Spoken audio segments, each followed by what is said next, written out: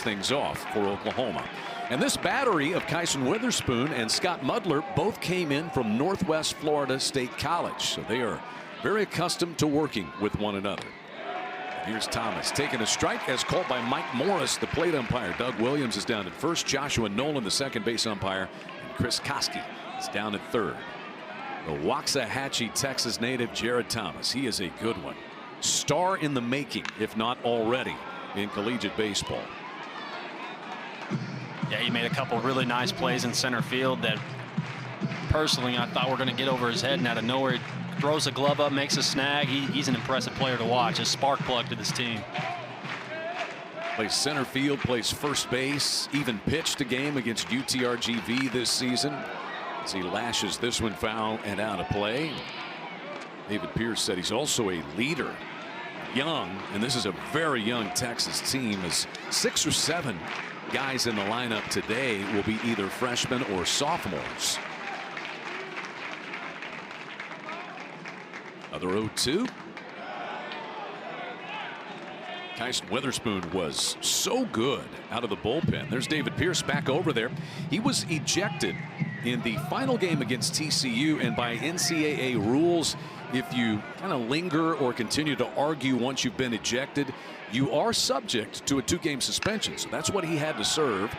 Texas winning against UT Arlington in the midweek without Coach Pierce, and then dropping that game to the Sooners on Friday night. He was at the team hotel, not allowed to be on the premises, but he was very pleased about the way that his staff, and he knew that would happen with Steve Rodriguez and Chris Gordon on staff, that things would go smoothly, and they did in his absence. But he's in the dugout today.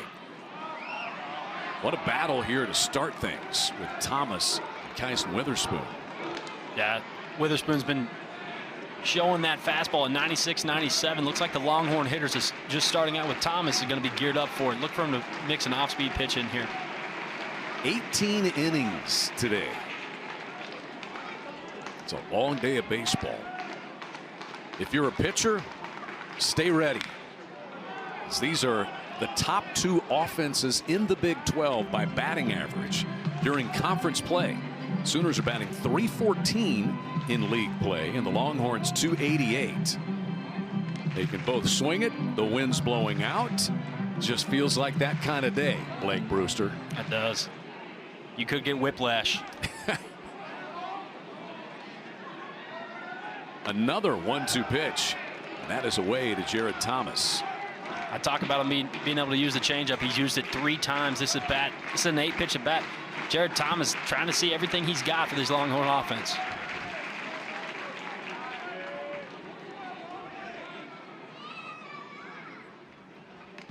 Fouled back once again. First base and center field. That's quite a combination. I mentioned the other night, I said that's like the Cubs, Cody Bellinger. And you kind of glared at me because the Cubs and Red Sox, your team, they're playing a series. Cody Bellinger's on the DL right now, Brewster, so he's not even playing. It's okay. Look, all I got to say is 17-0, Chad. And we can put a line right here for Ouch. now.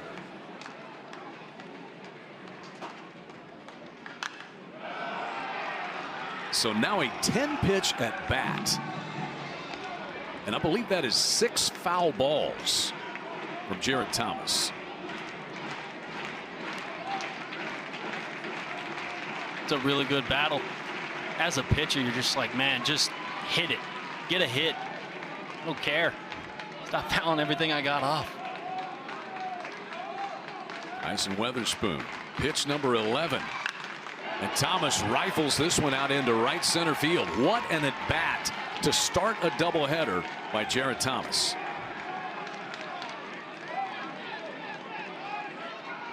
This is 97 on his hands. Does a really nice job of just sucking them in there, getting the barrel to it.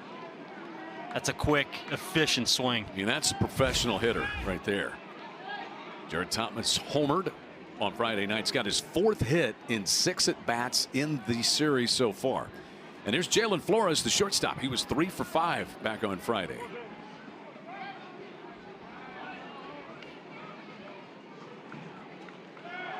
Right away, Thomas is on the move. Mudler's throw is a little too tall. And a stolen base there for Jared Thomas. And he is now a perfect 13 of 13 in the stolen base department this year. That's a really good jump. Kyson a little bit slow to the plate here. No chance. Even with this ball on the money, I think Medler doesn't get him.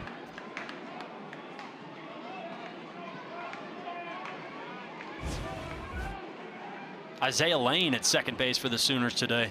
Yeah, no Jackson Nicholas, at least for the first game of this doubleheader. Jackson Nicholas suffered a hamstring injury 2 weeks ago in the Kansas State series. He did play on Friday night, but because it's a doubleheader today, they want to take a little of the strain off that leg. And Isaiah Lane's been playing well in Jackson Nicholas's stead. Flores driving this one into the right field corner. Madron will chase toward it. Jared Thomas scores easily from second base. And Jared Thomas scores his 45th run of the year. A run on 2 hits for the Longhorns, and here's Peyton Powell. Powell had 1 hit and 3 walks on Friday night. One of the older, more mature players on this team. And you always like a third baseman who hits left-handed, don't you? Yeah. Another power bat. He takes really good at bats. 3 walks, like you said, on Friday night. 0-2 on Peyton Powell. 7 home runs, 35 driven in with that .328 batting average. Longhorns have 5 players in the lineup today batting .300 or better. And there's strike 3 call. So Weatherspoon, 3-pitch strikeout of Peyton Powell.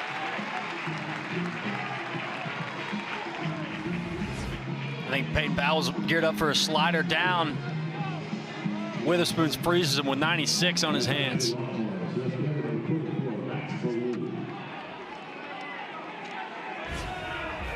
One away, and Flores at second base. We already got a little conversation coming out of the Texas dugout. We may have had a warning issue there as well, Blake. I see Mike Morris glaring over at the Longhorns dugout on the first base side. And conversation, making some notations. Did you ever get written up on the I know you got written up a few times. I'm still getting written up today. Yeah, that's okay. We'll try to keep you off the card. No, I try to keep it as concealed as possible. The emotions get to you sometimes. You have some words to say to the home plate umpire if you don't agree with it. This is a heated series to begin with. There's just something different about it. Oklahoma set a stadium record crowd with 4,800 the other night on Friday. You played in this rivalry. It just feels a little different. I think the Sooners kind of feel like a little brother at times. You know, you go down to Austin, Disch-Falk. It's just a big environment, a lot of crowds, and they kind of feel maybe inferior to them at times, and they kind of play with a chip on their shoulder. Is that the way it was? That's how you felt? For me, at least, yes. I can't speak for anybody else. That's the way I felt. I didn't think that. I mean, obviously the pedigree down there is deserved, but I just felt that we had a little bit more to play for. Oklahoma not taking a back seat, as Witherspoon misses up and away with that one. Max Ballou was 1 for 5 back on Friday night. Sophomore from Aledo, Texas, and 14 home runs, ties him for second in the Big 12. He's batting .406 in conference play. That is third best. And you look at the leading hitters in the Big 12 during conference play, just about the entire top 10 is in this game. 3-0 the count. RBI double by Jalen Flores in the inning. He's at second base. As Witherspoon brings one through.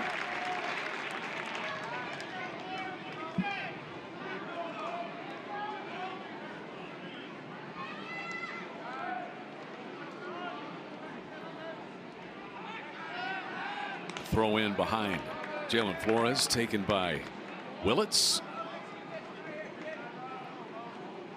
Wind is doing funny things today, Blake. And I felt it this morning. Went out, walked the dog. It felt like it was an east wind, almost northeast. Now it feels like it's coming out of the southwest. And you look at the flag, that's the way it's blowing. Straight away center field. Fly ball, foul, third base side, and it's caught over there by Anthony McKenzie. Steve Rodriguez, the third base coach for the Longhorns, wondering where that was and trying to make sure that he stayed out of the way as well. There's out number 2. Witherspoon did a good job locating that fastball up and in to Baloo. Saw Steve Rodriguez there. He was kind of the acting head coach for the Longhorns with David Pierce out. Longtime Division I coach. Most recently, he was at Baylor. Steve Rodriguez did a good job with that Bears program. And he runs the offense for Texas. Coaches third. So it is 2 down for Casey Borba, the first baseman. He had a double back on Friday night.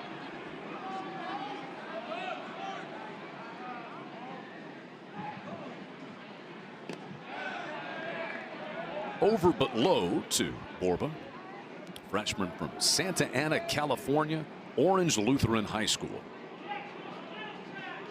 He's DH'd quite a bit.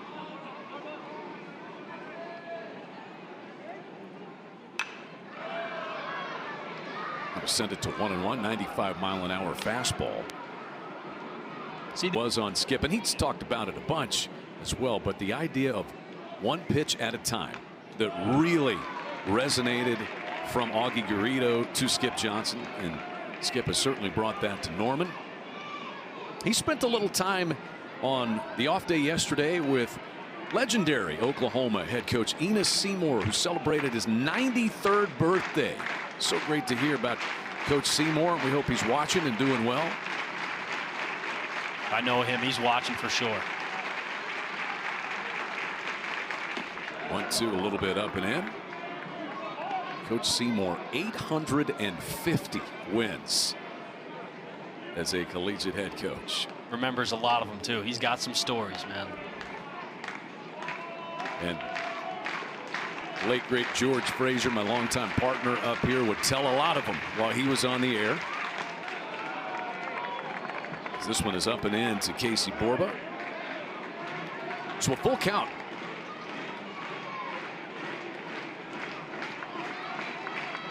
Longhorns started the inning with a base hit and then an RBI double from Jalen Flores. He's out at second base with 2 down. Swing and a miss.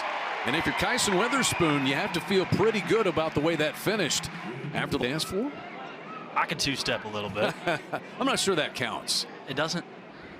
John Spikerman leads things off for the Sooners. He was 1 for 5 back on Friday night. Sooner center fielder just getting back to health. Got hit by a pitch. TCU series, had surgery on his right hamate bone and missed 20 games. And really his first full game back was on Friday night. First time he's gone all 9 innings since returning from the injury. And he's just trying to work it in slow. He's a spark plug for this offense. He ended up getting a hit last night, which was good for me. He hit 4 different baseballs at the 4 position. Finally getting paid off late in the game. Spikerman takes this one outside. 3 balls and a strike. Whitehead kind of funky out there. Crouches over, trying to keep you off balance. A little abbreviated windup as well, and he deals ball 4 to Spikerman.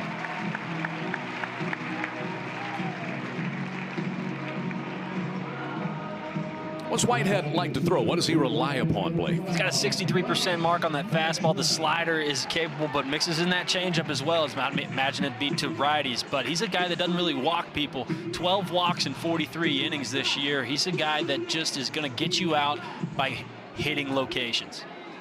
Whitehead is a former two-way player. Really, first couple of years of his career, he also hit, but started to focus more on just the pitching side of it. David Pierce said last year, and he's worked his way into this starting rotation. TCU series, he was good. 6 innings of 3-hit ball, didn't give up a run. And he's done that a couple of times.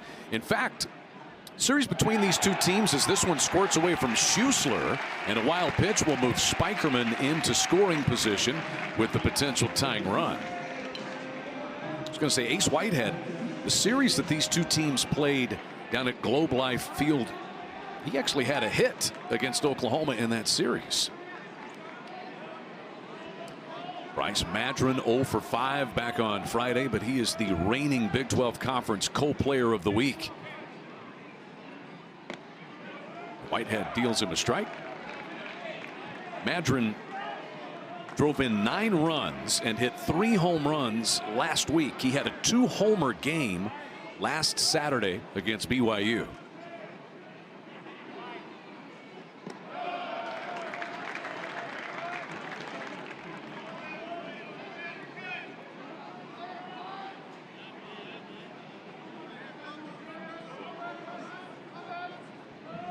Madron's 53 runs scored has him at the top of the Big 12 as this one is rolled over to the first baseman Borba. Spikerman moves down to third on the putout of Madron at first base, which is out number 1. Not happy with the outcome, but you move the runner into scoring position, especially in a one-run ball game with a good bat and Eastern Carmichael coming up. Got to take that as at bat as a win. High fives over there for Madron. Moving a man down the line. Carmichael was 2 for 5 with a run scored in the game back on Friday.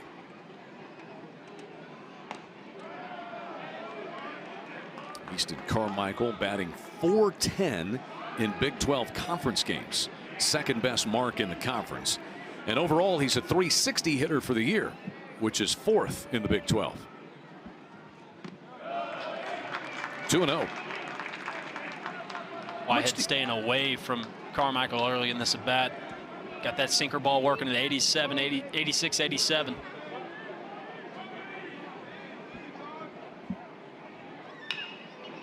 Rolled foul up the third base side. How much do you think Scott Mutler's emergence for Oklahoma able to take up a lot of the catching duties, as Easton Carmichael is a regular catcher, but he's DH'd in both games of this series?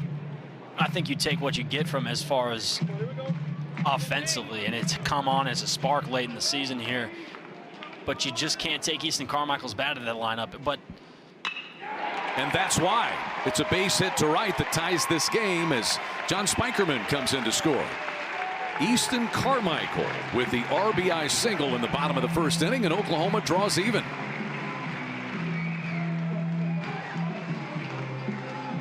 It's a good adjustment throughout that at bat, as he'll get a fastball up in the zone, able to handle, stays short. Wow, it's good stuff.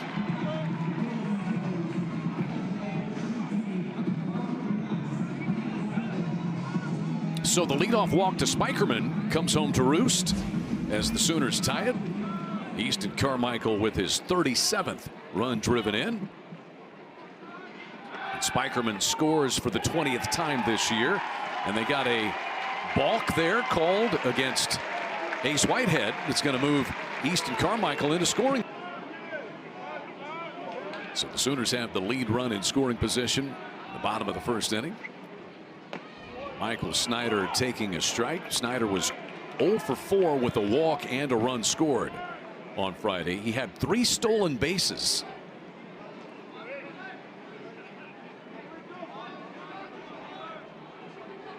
0-1 is away. Let's take another look at the balk against Whitehead. Blake, what do you see? For me, it seems like he paused. Maybe the 45-degree rule. Yeah. See his foot kind of come towards the first base dugout. Yeah, so explain the 45-degree rule. As Snyder drives this one to left, it'll fall in front of Ballou.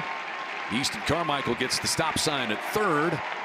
And the Sooners have runners at the corners in an effort to try to take the lead. Michael Snyder's first hit of this series. Snyder gets a good pitch to hit right there. Really good RBI guy. Changeup, stays back, it's down. Does a nice job of keeping the hands back. See that barrel work long through the zone. And he goes running. Anthony McKenzie will be the batter. The 45-degree rule, basically you draw a straight line from the mound to home plate, and you go 45 degrees from that. It basically is just trying to keep those lefties from taking advantage of the base runner at first base. It's hard to tell if he's going to the plate or coming to first base. They use that 45-degree angle to judge that. That's where your step on your front foot has to be at Correct. A 45-degree angle. Less than 45 degrees toward the plate.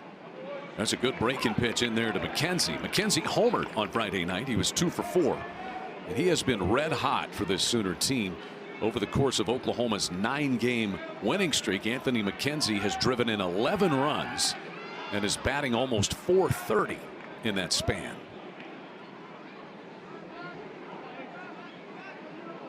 Not to harp on that balk call, but I don't necessarily like the home plate umpire Mike Morse making that call. Yeah, that's what seemed odd about it. And maybe what David Pierce and Ace Whitehead were wanting to know. And there could be a complaint. I would much rather have Doug Williams making that call. He's got a better angle on it, can see it, but inevitably we get the call. We got a runner at second base. There goes Snyder. They have him picked off. Borba's throw goes down to short. Not going to get him there. And racing in to take the lead comes Easton Carmichael. Absolutely right. He's got some speed, some know-how to steal a base. I think he just gets they unlucky. called him safe. So Snyder will stay at second base. They're going to say that the hand got in before the tag, so the call will stand. The run was going to count anyway, and Oklahoma has responded with 2 runs. I think Skip Johnson might have got a free one right there. Maybe just not enough evidence to overturn that. You had to think they had the same angle we did. So Oklahoma 2 runs on 2 hits. Snyder in scoring position now for the right-hand batting Anthony McKenzie. That makes it 2-2 on McKenzie. He had a home run in the right-hander batter's box Friday night on a fastball away, clipped it, stayed on it the whole way. It's a weird situation too for pitcher and hitter, because this review happened in the middle of an at-bat. It's usually at the end of an at-bat, a play out in the field, but that's in the middle of things. Long pause. Got to get back in a rhythm on the mound. Same thing at the plate.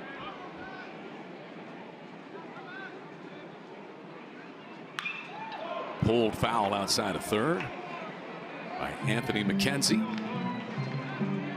Both starters going 20+ to start the first inning here. Yeah, Gonna be questionable for the bullpen. And you're already playing 2 games, right, and potential to have the starters exit early. Foul ball that caught the foot of McKenzie that time, and it'll stay 3-2. That happens once a game, Chad. Ball between the batter's legs. We can officially count this in the game. I mean, there are a lot of analytics these days. You've maintained that for quite some time, that it happens once a game where the ball rolls between the batter's legs. That's my thing. If I know anything, I know that. And now we've got the shortstop Jalen Flores saying something to the third base umpire Chris Koski, and I saw "Don't you do that" said by Koski to Flores. Man, there's some heat early in this one. Can you feel it? The Longhorns thinking they get a bad fleck out of here. I don't know, man. I think that's yeah, he's talking. I think it's got to do with that tag play, and we saw it. I mean, it looked like Flores got that tag on the back spike, Blake. Let's be honest about it. Well, he can't get mad at Joshua Nolan the second. He was blocked by the play. He blocked him with his body, but I think we missed the review. High drive, deep right field. Gasparino, a long run, fair or foul. It is caught by Gasparino up against the wall. What a play by the freshman right fielder. Now, he robbed a home run from Oklahoma's Scott Mudler by taking one over the top of the right field wall on Friday night. That time, he leaned hard into that corner, but was able to chase it down off McKenzie's bat. Snyder advances. Remember the name Gasparino. He's a special player out there in right field. 6'6", probably 160 pounds. Runs like a gazelle, and he's got a little athletic ability out there. He's hard-nosed like his dad Billy was as the second baseman at Oklahoma State. Kendall Pettis in. Pettis drove in 2 with 2 base hits back on Friday night. Also scored a couple. So Snyder taking third on the fly ball into the right field corner. And 0-2 now to Kendall Pettis.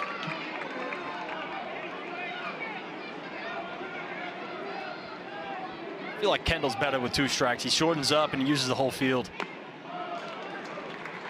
Showed us on Friday night in a bunt opportunity. Fouled the first 2 off with a runner in scoring position and ends up coming up with an RBI.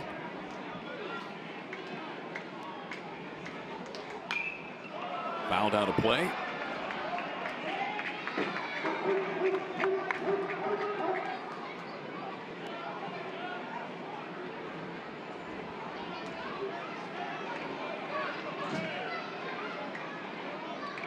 Michael Snyder with a base hit in the inning. Oklahoma with 2 runs on 2 hits. Pettis lifts one into right center field. Very shallow. In fact, Kennedy, the second baseman, takes care of it. And back out to the mound for the Sooners is the right-hander Kyson Witherspoon. He'll face Kimball Schuessler, DHing in this game. Schuessler, or catching I should say, DH'd the other night. He's done a little bit of both. David Pierce likes the way that both of his catchers have handled the pitching staff. We saw Ryan Galvan on Friday night handle the catching duties.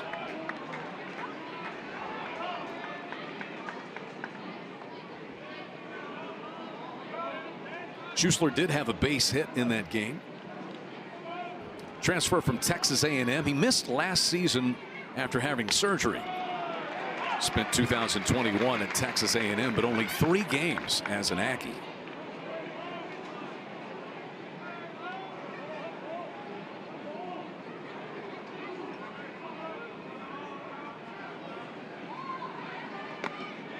Two and two. So Kyson Witherspoon threw 28 pitches in that first inning.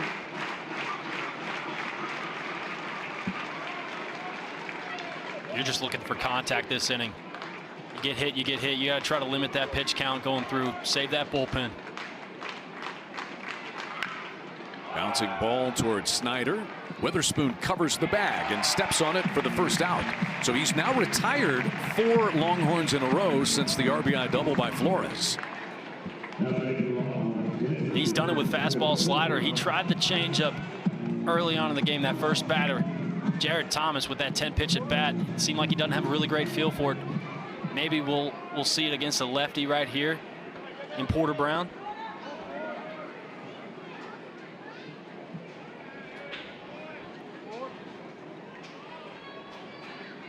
That one bounces up there. Porter Brown came on as a pinch runner in Friday's game.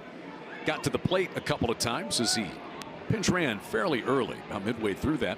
Drew a walk, was 0 for 1 at the plate. Porter Brown's a transfer from TCU, spent 4 seasons there as a Horned Frog, and this is his 2nd year at Texas. Had a really good first year on the 40 acres. He hit .323 with 12 home runs. He also drew 40 walks last year. It hasn't duplicated that here, batting .220 with 8 home runs.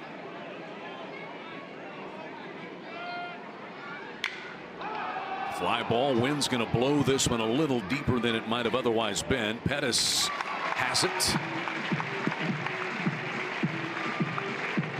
2 down.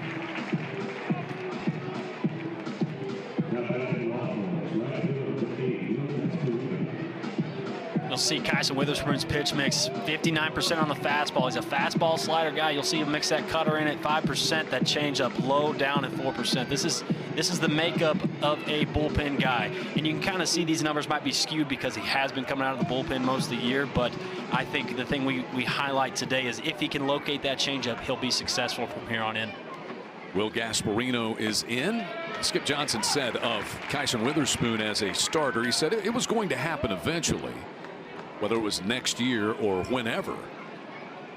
And yeah, he's got some things that they would like to fine tune, but that's for the off season. He's pretty good as a starting pitcher. When you start with a 95-mile-an-hour fastball that you can control, you've got a good starting position, don't you? The baseball gods have blessed him with the right arm.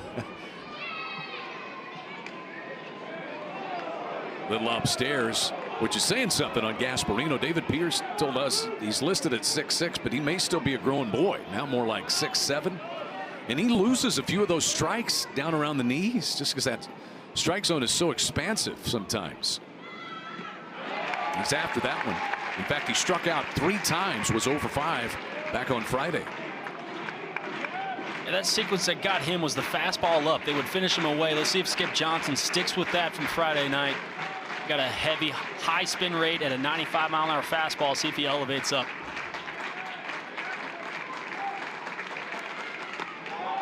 Strike 3 called, and the inning is over. That is strikeout number 3 for Kyson today. Sooners with a 2-1 lead, and Isaiah Lane, the freshman second baseman, will bat. Again, he's playing the first game of this doubleheader for Jackson Nicklaus. We expect Nicklaus to play in the second game as he's been battling a sore hamstring. That's a slow one hopper to Flores, and the throw was not going to get him. It's off the line. Now, did it go into the dugout at all? If it does, then Lane would get second base, so they're going to talk it over, I think. Ball is ruled dead, and he will stay at first base. That's got to be an infield hit for Isaiah Lane. Yeah, I think so. That's the ball takes Flores deep into the 6 hole. You got a low probability of making the play. It's a fastball in. Kind of ties him up a little bit, but that's the money spot in the 6 hole. They'll charge an error on that play to Flores. And tough play back in the hole. So that is the first error committed by Texas today after 5 on Friday. And here's the Oklahoma catcher, Scott Mudler. Just talking about those Big 12 standings. And Oklahoma State with that 3-game sweep. They had wrapped up a 3-game sweep of BYU by the time the first game of this series finished on Friday night. But Oklahoma still in good position. You keep a look at that loss column. And remember, I mean, there are 4 Big 12 series left, including this one, so 3 more series. These two teams both have 11 conference games left, including this one, Blake.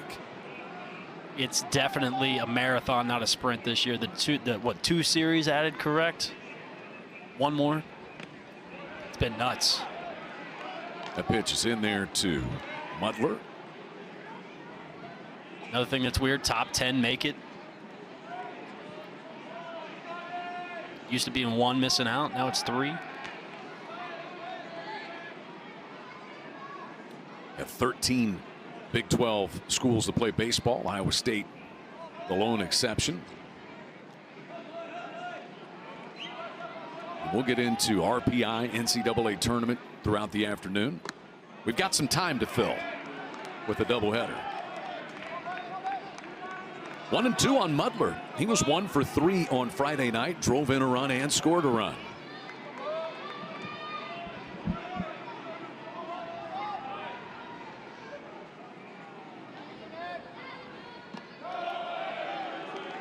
The thing I like about Mudler, he doesn't strike out a lot. He's got 10 walks to 4 strikeouts. I don't add the hit by pitches in there, but he really sees the zone well. He's got really active hands, athletic hands. It's a tough out. Whitehead trying to keep Isaiah Lane close at first base.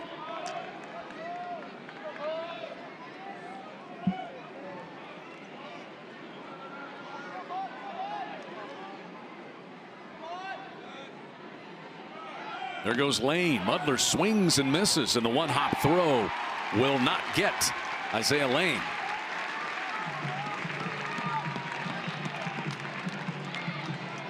Makes him a perfect 3 for 3. Going first move on the lefty right there. Check this out. It's a good jump. Boy, he's athletic. He's going to be good for a long time here at OU. 3 stolen bases for Oklahoma, including a steal of home by Easton Carmichael that gave the Sooners this 2-1 lead. So Mudler strikes out. First strikeout for Ace Whitehead. And here's the switch batting Jackson Willits, who homered to straightaway center field back on Friday night. His 6th home run of the year. Drove in 2 runs. He's got some pop too, Chad. That thing almost cleared the batter's eye. It's this one in the air to left. Ballou circles to it, dives and pulls it in. Racing back to first goes, or to second goes Lane. And a nice play by Max Ballou, the left fielder, for the second out.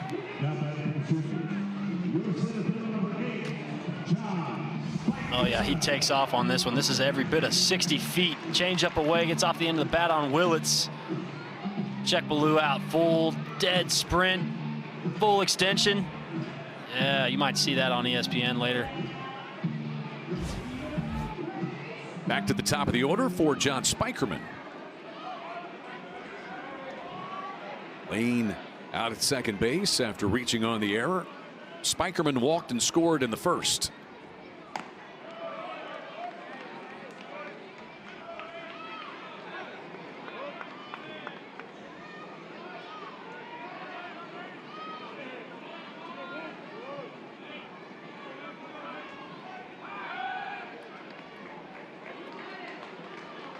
Deke Kennedy over to take the throw.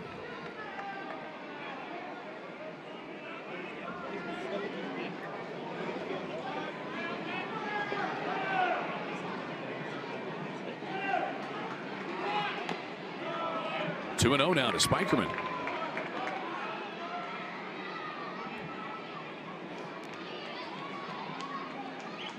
Vital part of this Oklahoma lineup, Spikerman, 367 hitter coming into the day.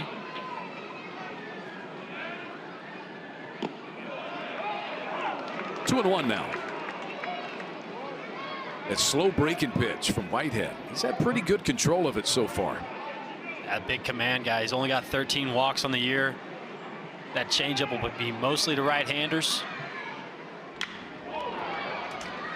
Sooners have done a good job of jumping on the fastball. That's what brought them success. 2 runs on 2 hits.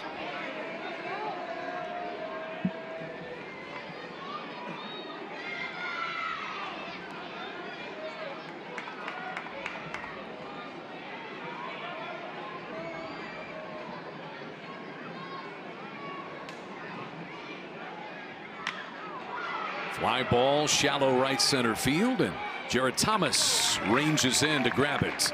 So a leadoff error. Hopefully we get 2 in. And again, we send our thoughts out to those who were hit by the tornadoes in the state of Oklahoma on Saturday. Deke Kennedy leads things off, the number 9 batter for the Longhorns. Kyson Witherspoon has settled in, Blake. He's retired 6 in a row since Jalen Flores had his RBI double in the first. Yeah, I think it's about been better location on the fastball. When a team can separate 2 pitches, you're trying to throw a strike for the slider as well. You got to locate the fastball better. Does it well here again. Strike 3. I think that time Mike Morris, the plate umpire, said he went around. We'll have to check this out. This would be a tough angle to see. Slider down. From there, it looked like he did. Better angle. Oh, yeah, absolutely. Would have hit it, would have been a double. So that is 4 strikeouts now for Witherspoon. 3 of those strikeouts in the last 5 batters that he has faced. And here's Jared Thomas, who singled and scored a run back in the first. He had an 11 pitch at bat before he singled out into center field. Batting .376 is Thomas, and has 4 hits in 6 plate appearances in this series, including his 13th home run of the year back on Friday.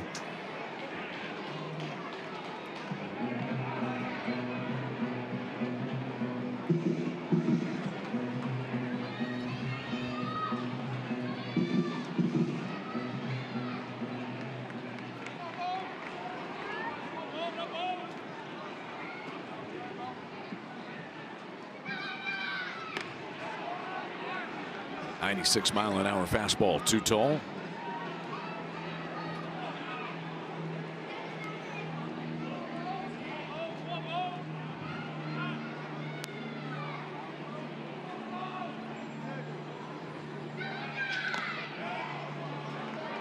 And 3 balls and a strike down to Thomas.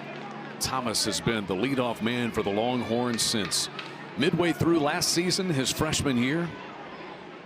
He was all Big 12 and on the all Big 12 freshman team. Leads the Big 12 in runs scored this year with 67. And he is on base again for the 5th time in this series.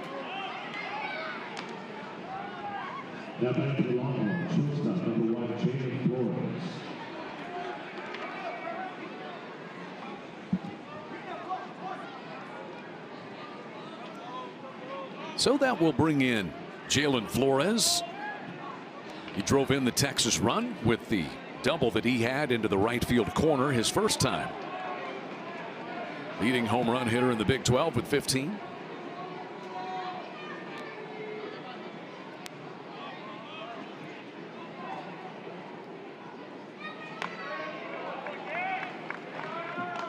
And Witherspoon had a lengthy first inning. Pitch count is already up to 50, and here's the ratio, Blake. Yeah, he's sitting at 31 strikes, 50 total. He's been in the zone. I think it's just been that off speed. He's just trying to locate a little bit, trying to be too fine with it. You see him throw the slider upstairs. That's how you know he's a little bit late. Try to get on top of that thing, keep it down and below the knees. That's 31% strikes. You're showing math on me now? Is that? No, it's actually 62%. I can't do math. 62? Yeah. You could have said any number and I'd be like, yep, that's probably it. You and the math, not so much? No. Yeah, me either. My math ain't mathin', bro.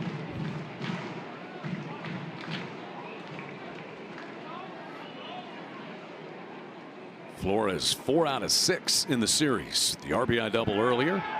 Thomas takes off, and Flores whacks it foul out of play. Well, the sun has broken through. Maybe it will be on a permanent basis. Temperatures expected to be up around 80 today.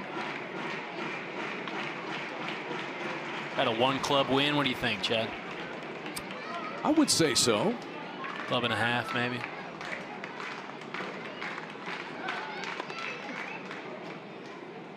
The wind direction is so interesting. It's swirling. Right.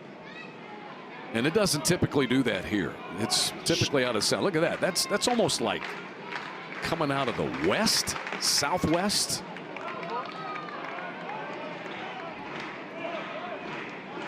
Two balls and 2 strikes here to Flores.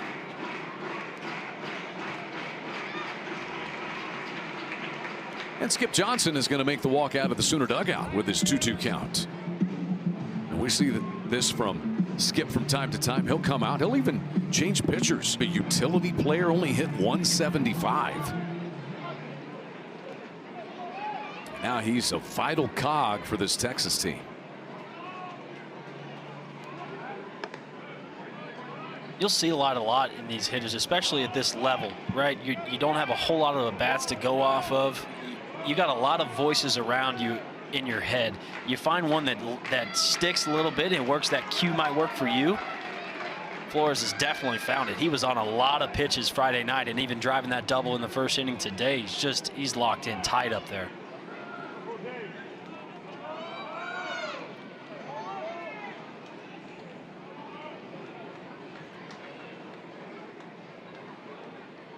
Swing and a miss on 2-2, so it's a strikeout for the second out of the inning.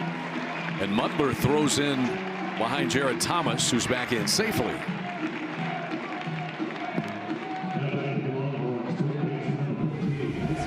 Taking a look at this, fastball away. That's the pitch he hit a double on.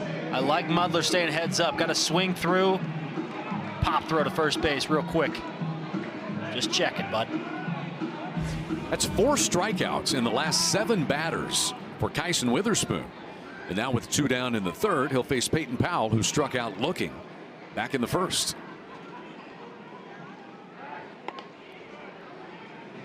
And there's not any activity in the Oklahoma bullpen right now.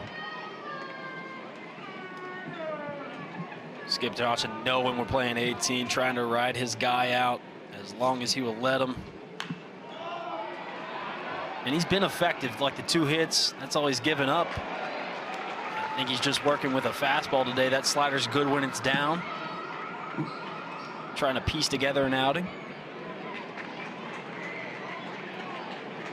The starters for these 2 teams back on Friday helped with that, as Braden Davis went 6 innings for Oklahoma. Max Grubbs gutted out 5 innings and deserved a better fate. He had 5 errors made behind him defensively, but he only gave 1 earned run.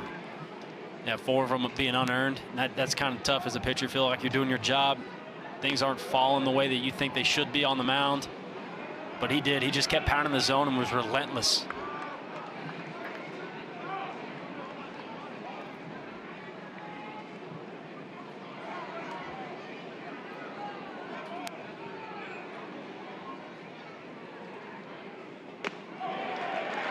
Witherspoon pops the glove of Mudler with a 95-mile-an-hour fastball. That is strike 2 on Peyton Powell.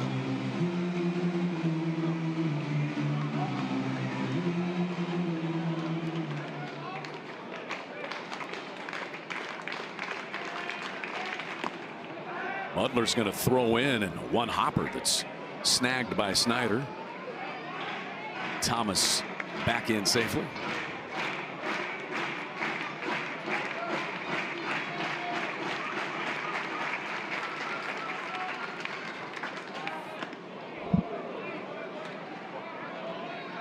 Making big Michael Snyder work over there at first base. Yeah, he's earning that stipend today, isn't he?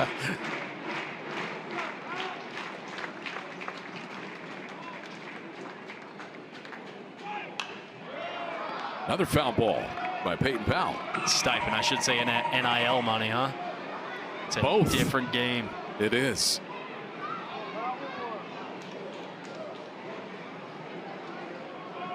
Agents in college sports. That did not exist when you were in college sports. Would never even have thought it would either. We thought we were just wanting to get paid to want to get paid. Now it's just a completely different look. 2-2 just missed in. We can spend on it later, but for me, it's got a little bit of a different look because kids can give lessons now. And get paid. I think they could always give them, just may not be able to get anything for it.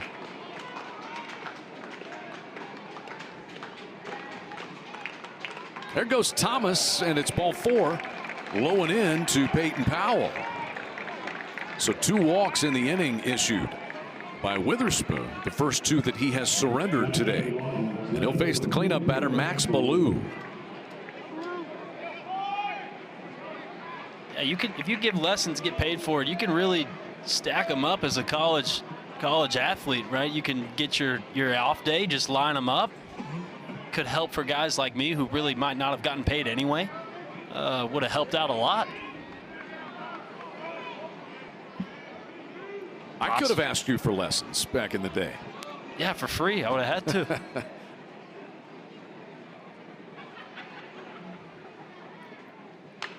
Ballou slices this one foul out of play, up and over. Ballou's an example, another one of these guys kind of got a second shot to play. Didn't have a great year last year, his freshman year, and this year he's hit 14 home runs.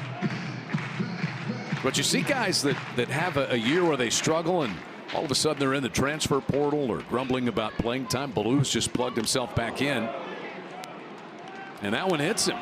The bases are loaded. 2 walks and a hit batsman, and all of a sudden trouble for Kyson Witherspoon. That's a fastball. Just runs in on him. He's trying to dot that on the black on the inside. Blue light flashing before his eyes. Maybe just skidding the side there. It didn't look like it hit his rib cage. Did it hit his jersey perhaps? Hey, that's the easiest ones right there. You're Yeah. not feeling it at all, taking your base with a smile on it. That's why you wear that triple extra large. Yeah, oversized is how that is. Oversized jersey. That's the thing now. At least that's what my wife tells me. Casey Borba with the bases loaded. Chance to do damage for the Longhorns. Oklahoma leads 2-1. Borba struck out swinging to end the first.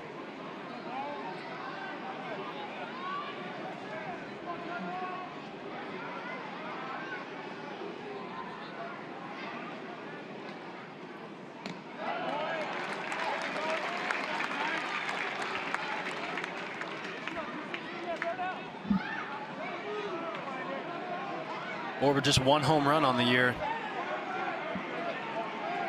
Doesn't look like he's lacking any power. Now we got a conversation going between Kimball Schuessler, the on-deck hitter, and the plate umpire, Mike Morris. Mike Morris telling Schuessler, hey, you need to move closer to your dugout. Yeah, guy's trying to get directly behind Kyson to see if he can get any read on the spin, maybe. That one scoots past Mudler.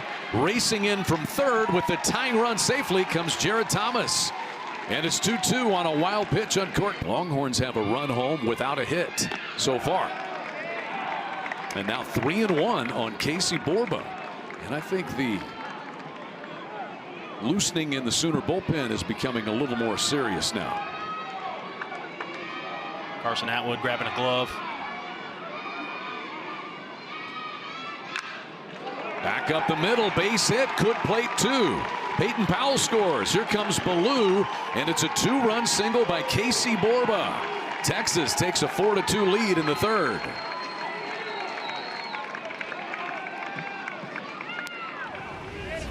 Does a good job on a 3-1 count. Fastball over the middle of the plate. Doesn't take.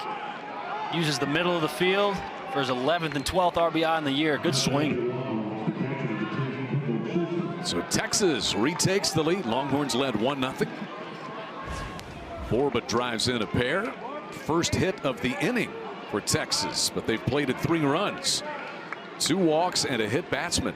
And Kimball Schusler, the catcher, is the batter. Slow roller going to be a tough play for McKenzie, but on the move, he's able to get Schusler. The inning is over. 3 runs on a hit, and the Longhorns retake. Casey Borba with a 2-run single to give Texas a 4-2 lead. Ace Whitehead back out there for the Longhorns and facing Oklahoma's Bryce Madron. The first pitch is a fastball down the middle, and a lot of people might be guessing, why is he not swinging at that? You give up 3 in 1 inning. You cannot have a quick one right here. Try to build an inning. Madron grounded out to Borba at first base, his first time. Hitless in the series so far. He's 0 for 6. Bryce Madron.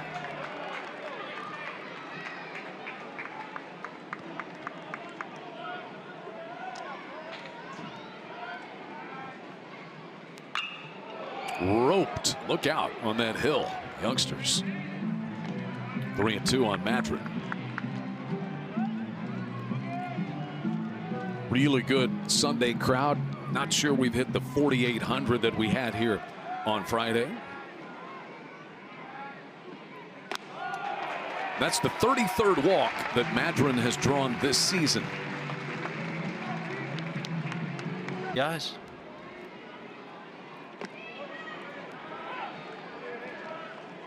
Easton Carmichael responsible for both Oklahoma runs so far today. Drove in the first one and scored the second one. 3 out of 6 in the weekend series so far.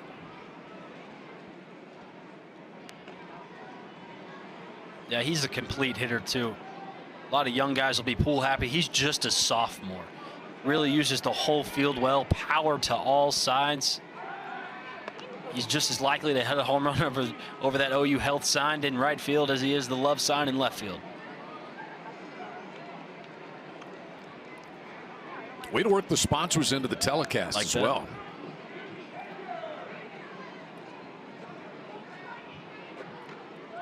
Pitches away, and Schusler will throw down toward Madron.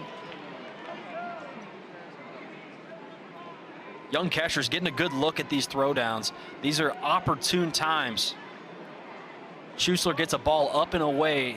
His momentum just takes him towards first base. Nothing worth trying. You make a good throw. Sooners have stolen 3 bases already in this game, including Carmichael stealing home. And Madron runs well. 12 out of 13 in the stolen base department. Wouldn't say he has blazing speed, but good anticipatory skills. Well, he picks him up and puts him down, man. It's fun to watch him run. He made a play last night in right field that you just didn't think he'd get to. Ends up at the wall and throwing the glove up there. Surprising you a little bit.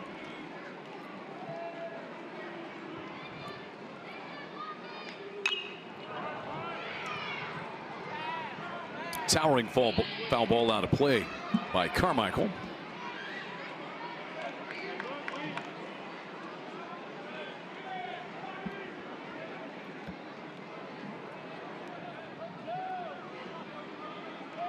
.59 hits for the Sooner sophomore Easton Carmichael. And there's a walk. So back-to-back walks to start here in the 3rd.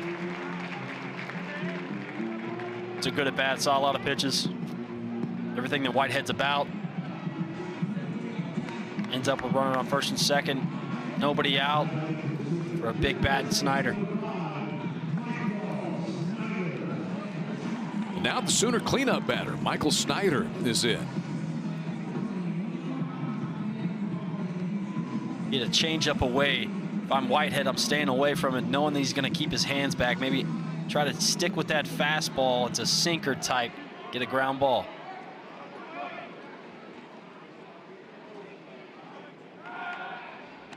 Madron back in safely. Borba is pinched in on the grass down at first base defensively.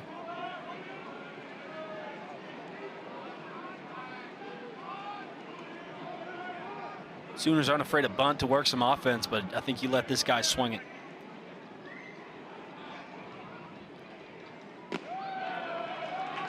Snyder dunked his base hit out into left center field his first time.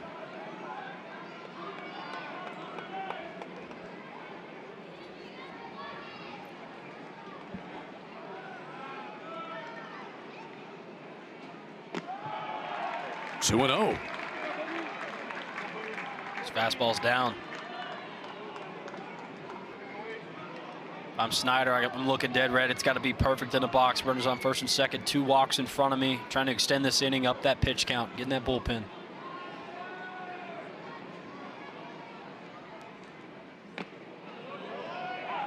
Two balls and a strike now.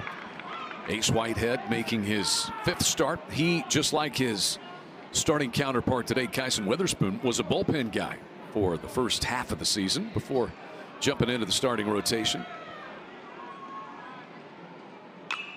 Snyder skies one into shallow right center field.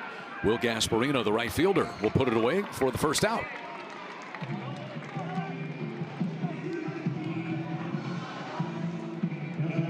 It's a good job by Whitehead. Mixing up velocities right there. He goes fastball for 2 balls. Comes in with a slider for strike 1. I think a changeup away to get Snyder to pop up on a 2-1 count. Anthony McKenzie now. He flied out to Gasparino in right his first time up today. It was well hit too. Just missed it.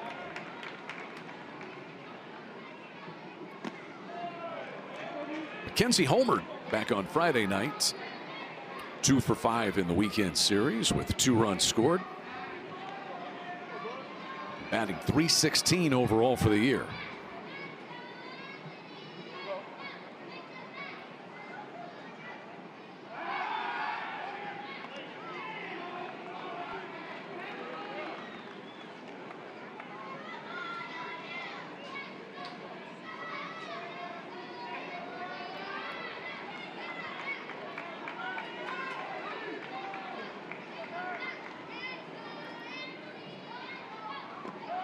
Again, low and in to McKenzie. So 2-0. Not a lot of first pitch strikes coming now from Ace Whitehead. I think to try to get through this meat of the lineup, you just you're not trying to give him too much to hit, and he's just trying to be a little bit too fine with it maybe. Don't want to make a mistake. There go both runners. This is pulled to left, over toward it, Ballou, but it's past him.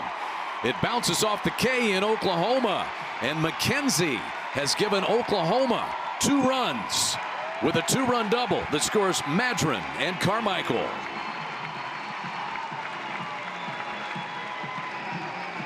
Anthony McKenzie with his first hit of the day, and we are tied at 4-4. 3 sliders in a row. You'll see it again. It's a changeup actually over the meat. McKenzie gets extended on it. That's a 2-iron at the A in left center field. Chalk that up to Reggie Willits running the hit and run on a 2-0 count. A lot of off speed. Good pitch to run on. Connected. Here's Kendall Pettis. So for McKenzie, that's his 10th double. RBIs 31 and 32. We are all square at 4 apiece. Each time Texas has taken the lead, Oklahoma has answered in the next half inning.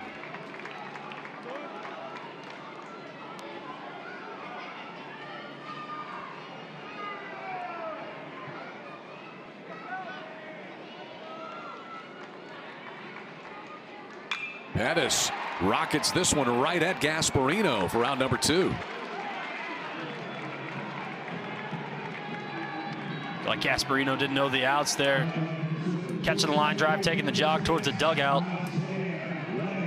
Didn't cost anything. Well, that's better than just kind of rolling it back into the infield. Very true. Right? Then the runner advances. Did you ever do that? Forget how many outs were in an inning? I plead the fifth. Isaiah Lane reached on an error his first time, hit the ball into the hole between third and short.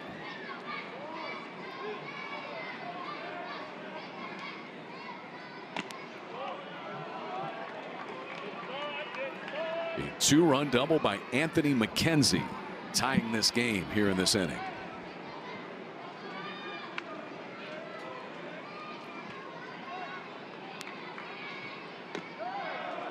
But again, the 2 runs that scored reached on walks, and 3 of the Oklahoma runs that have scored today were guys who walked. It's going to be the story of the day, right? Being able to pitch in adversity. Walks trouble you.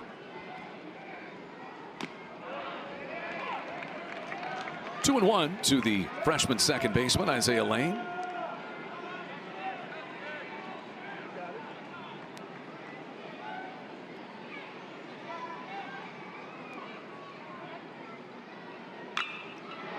In the air to straightaway center field.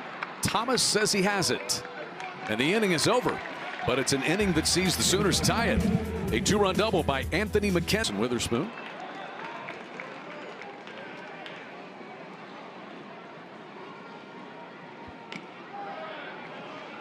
Doubleheader today. How, if at all, does that change the way that you approach maybe your starting pitcher in this game, Blake? I think if he's hot, you let him go. I think in the opposite dugout, Whitehead, we're kind of just letting him go as long as we absolutely can. He's going to throw strikes. He's not going to walk people. Well, he walked 2 guys in the last inning. They ended up scoring. But he's going to be competitive in the zone, and I think you just try to let these guys go as long as you can, as long as the game will let you go. Porter Brown did not swing at that one and called ball 2. Porter Brown flied out to the left fielder Kendall Pettis, his first time.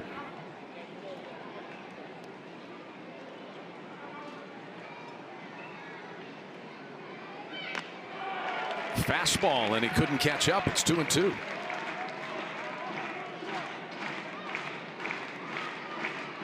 And the traditionalists will say you can throw a fastball at 95, throw it down the middle and let it get hit. I'm telling you what, this offense, you just can't do that with. You have to be picking corners, mixing up speeds, that kind of route, because they will hurt you in a heartbeat. 14 games of 3 or more home runs for this Texas offense this year.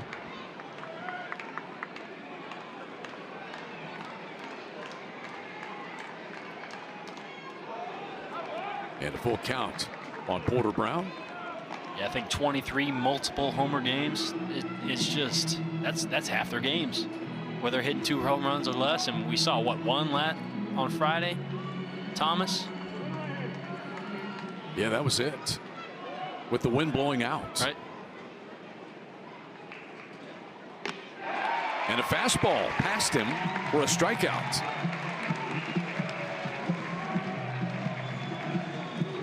Six strikeouts now for Kyson Witherspoon. We'll see this one. Elevates it. That thing rides up. It's running up. Porter Brown just can't get on top of it. And here's Will Gasparino. Struck out looking his first time.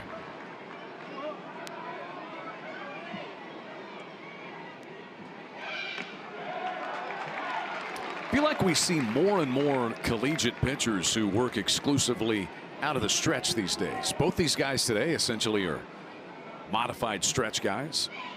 Yeah, I think it simplifies things. Skip was in the bullpen today telling some guys to work out, reminding them to work out of the stretch. Everybody wants to go out of the windup, but this is less movement. There's less cogs in the machine. Up, down, and deliver. Breaking pitch that stays upstairs. 2-1 to Will Gasparino.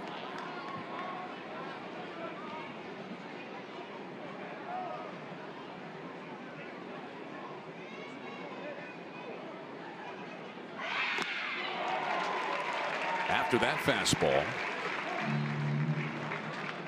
To elaborate on that, Kyson's a guy that really likes to get in his back leg. You'll see once he comes set, he really likes to load that back hip. Maybe out of the stretch, he can't get to that. You see him kind of work into that back hip there, sits into it, rides it down the mound. In the air to left field. Wynn's going to carry it a little more toward Kendall Pettis. 2 down.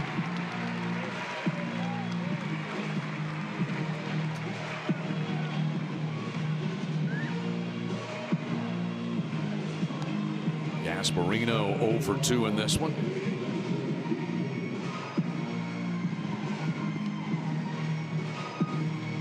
See 69 degrees. They're saying 6 miles an hour on that south wind. I want a recount on 6 miles per hour. They're calling a gust up to 15. Okay, I'll buy that. I'm calling the gusts consistent because it's blowing about 15 to 20. This is popped up toward third. Diving to spear it is Anthony McKenzie. Pizza Hut, the official pizza of the Sooners.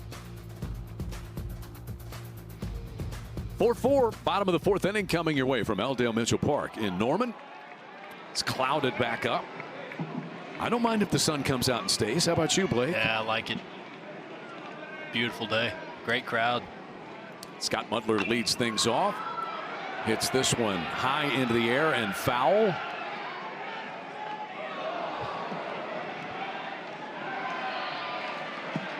And a one-hop play made there. We'll give him partial credit for that. He didn't like jump up to try to barehand it. He took the smart play. He's fired up about it, though. He is. Sign him up, man. I like his energy. 1-2 to Mudler, who struck out his first time against Whitehead.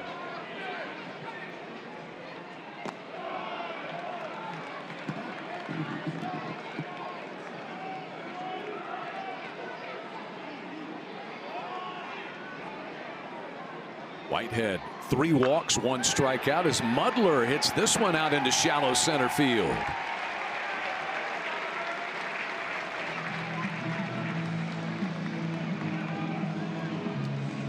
First hit for Mudler and the 4th for the Sooners today. You take these all day. Slider away. Takes the axe out. Goes chopping. Oh, yeah. Beautiful. I always think of the axe as more like a Paul Bunyan deal, like a big strapping guy hitting home runs. But I like the way you went with that. It's all earned. Walks were a problem. He issued 3 of them and 1 strikeout for the Longhorn starter today. Scott Mudler with a leadoff single. And here is Jackson Willits. Willits homered to straightaway center back on Friday night. That was from the left side.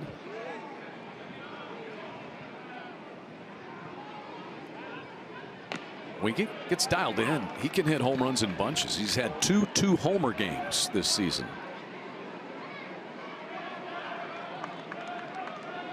Struggled most of the season. Finally found the stroke. He's getting base hits. He's always seen the ball well. He's just not had things fall for him. But you're right. Since that Oklahoma State series, he seems like he's seeing a beach ball coming across the plate. As prepared as you could be to start as a freshman was Jackson Willits with his dad Reggie, Sooner alum, and over there in the dugout is the offensive coordinator for this Oklahoma team. That pitch is downstairs and Mudler swipes second base. It's his first stolen base on the year, going first move on a lefty. Loomis really concerned here with Willits, but the Sooners put the go-ahead run in scoring position on that stolen base.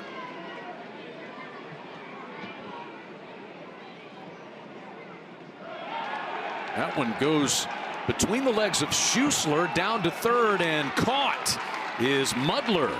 A nice pick there by Schuessler to grab it and launch it down to Peyton Powell to get the out, and the runner is erased. It's a really good job by Schuessler. Other seeing extension from the catcher, but a nice throw. That thing's right on the money. On time to the bag is Peyton Powell. Willits, it's a pop-up. Second baseman Kennedy says, I got it, and he does. 2 down. So what a change of events there for the Longhorns defensively. 2 pitches. You get the runner thrown out at third and a pop-up, and its bases clear and 2 down.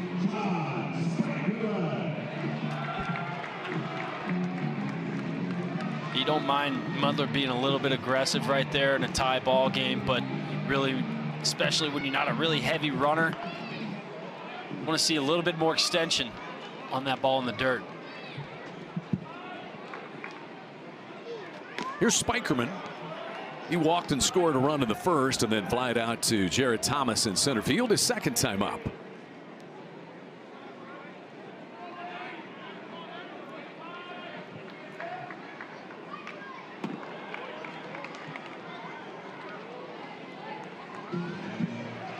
Spikerman after that hamate bone surgery on his right hand. 100% healthy to play. I think it's just a pain tolerance thing. His right hand kind of depends on which side of the plate you're hitting.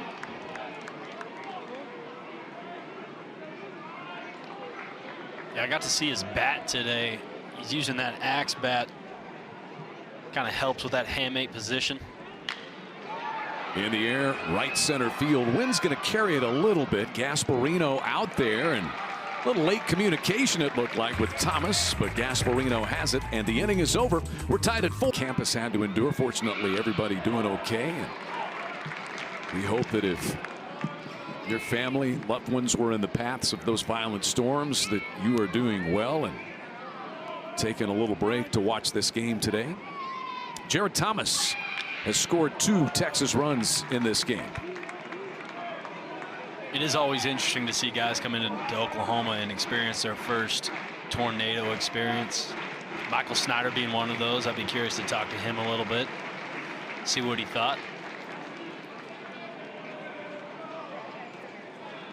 Weatherspoon's 0-2 to Thomas is up and in. Just talking to some of the Texas people, they were fascinated by the severe weather coverage in Oklahoma City. And I've heard that traveling the country.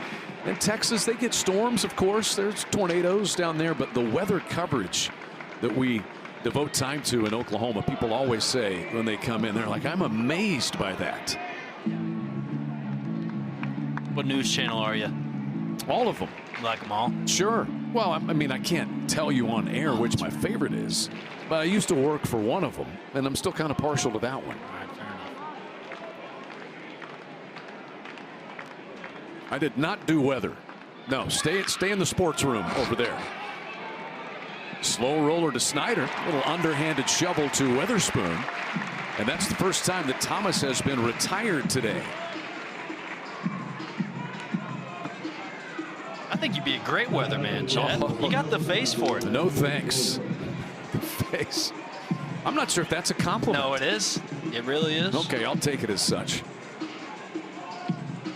Best looking man in radio. I'm not sure I'm dramatic enough to be a weatherman. I don't know, man. I kind of appreciate the just laid backness of Chad McKee. I think a little bit of that might be needed in weather forecasting. We need to change your name though to Chad Stormy. Whatever would work.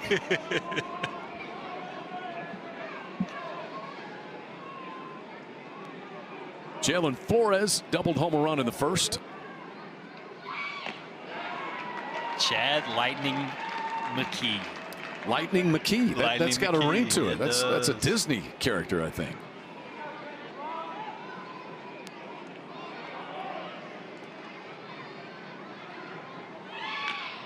Rolled foul by Flores. Flores doubled home Thomas in the first and then struck out swinging in the third.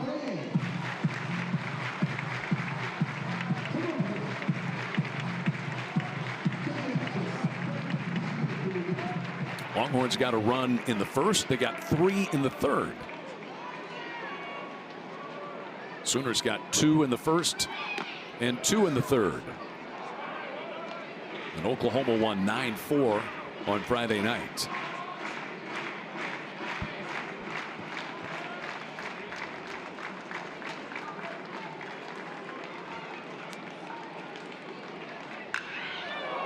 Pretty well hit, though he had to reach for that ball a bit. And Spikerman takes care of out number 2 in the 5th.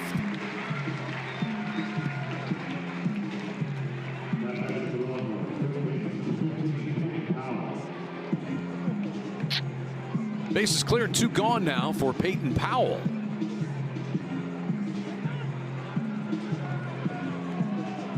Really just the walks in the 3rd inning, or else Kyson Witherspoon would be in a little different situation. Right now he's at 92 pitches. This might be his last inning of work. We'll have to see.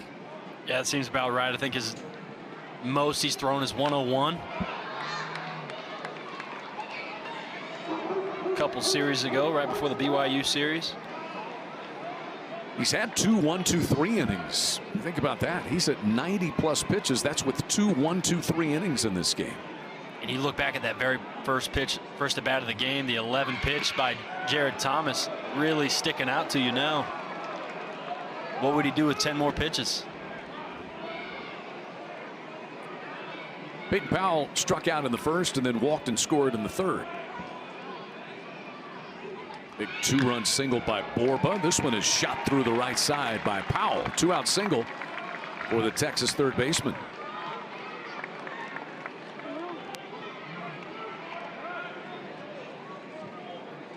Each team has 4 runs. Each team has 4 hits now. And Max Ballou will be the batter. Ballou got hit by pitch and came in to score on Borba's base hit in the 3rd.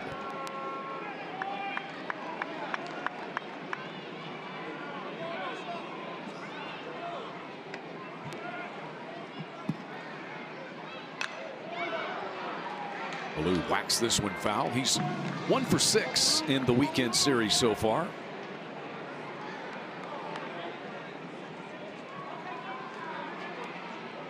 Mainly a DH last season. Seeing time out in the outfield this year for David Pierce and the Longhorns. We saw him make a diving catch out in left earlier in this one.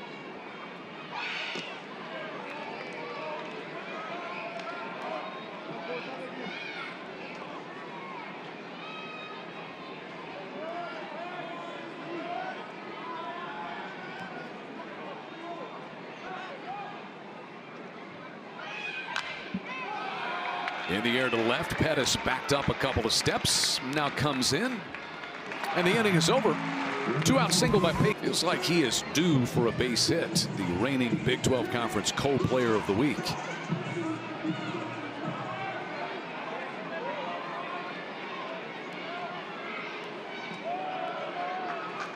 First pitch bounced up there by Chase Loomis. How about the leadoff guy today? 4 for 4 for Oklahoma. They have been on base 4 times. That is a missile hit on top of the Texas dugout by McKenzie. Or Madron, I should say. You talk about Madron being due. That graphic would say he is as well.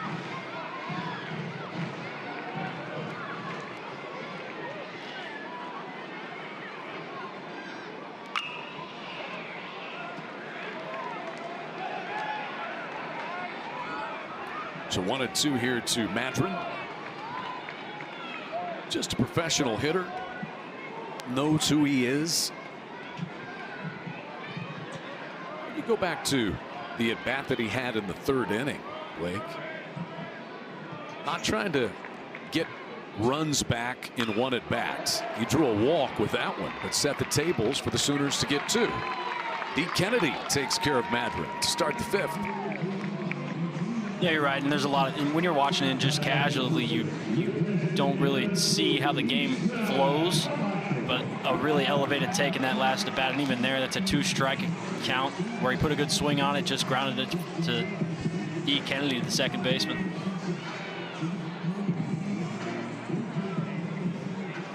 So Loomis has retired all 3 Oklahoma batters that he has seen. He'll deal to Easton Carmichael. Carmichael drove in a run, scored a run as well in the 1st, and then walked and scored in the 3rd.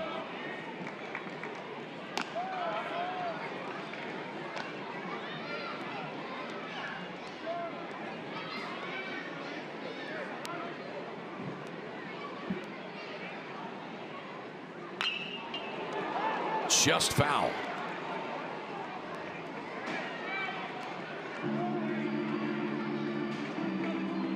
That ball angled wide. It's one of those that might have been fair when it went over the bag at third, but then had such a sharp angle that it was foul by the time it landed. Kind of just dove, little top spin. Those are fun. Hook doubles are the best. Something down the line you know you can run. Stretch it into a triple at times if he goes to right field.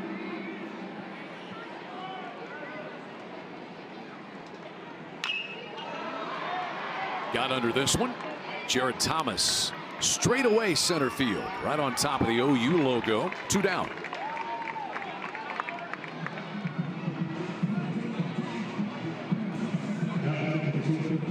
So Loomis has certainly settled things down out of David Pierce's bullpen.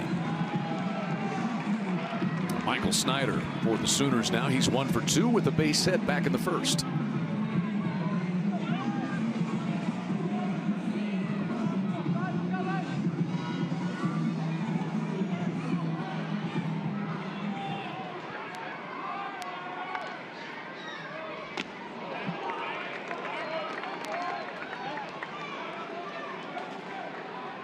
Snyder's seeing a heavy mix of changeups.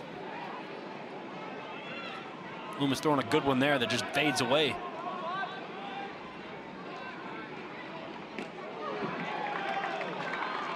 Back to back.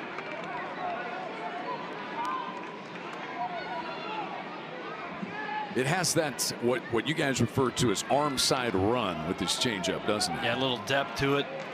Looks like a fastball coming out and just runs away. Yeah. Schussler thought he might have had strike 3 there, but it is 1-2 on Snyder.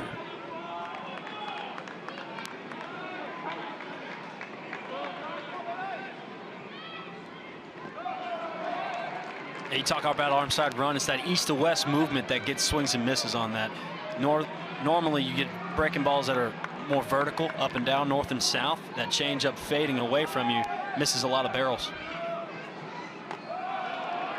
Full count now after it was 0-2 on Snyder. And Anthony McKenzie, who had a 2-run double his last time up, is in the on-deck circle.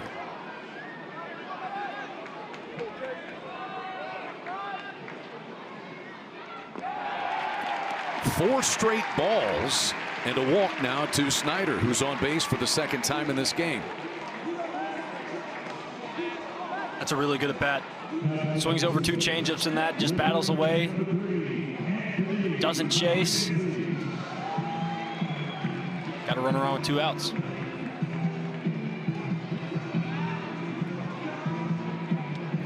McKenzie homered on Friday, had a 2-run double earlier in this game. And he is 3 out of 6 in the series.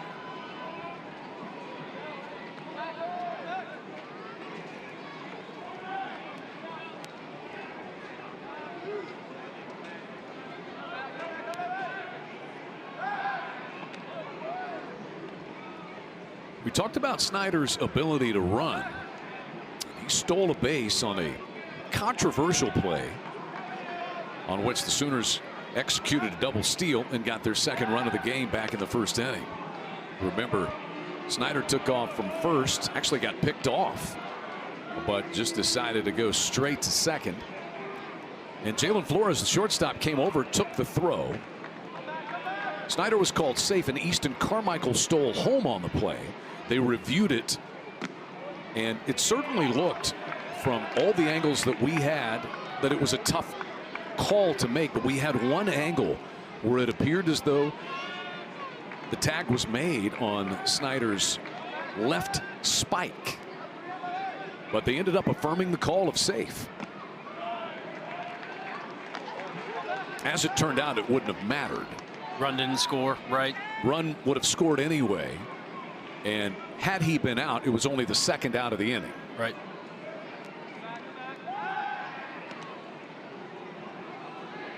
And maybe saves pitch count, you know, if you want to go that deep into it. But I think the Longhorns kind of use that fire against the umpires too. In the air to left field, Ballou over near the line, and this ball is just foul. McKenzie almost golfed that one out of here.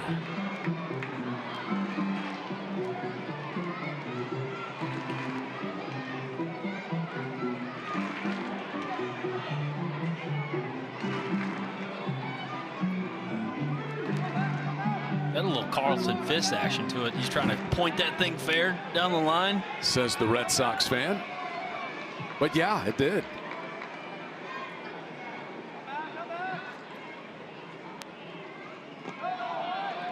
Two and two on Anthony McKenzie now.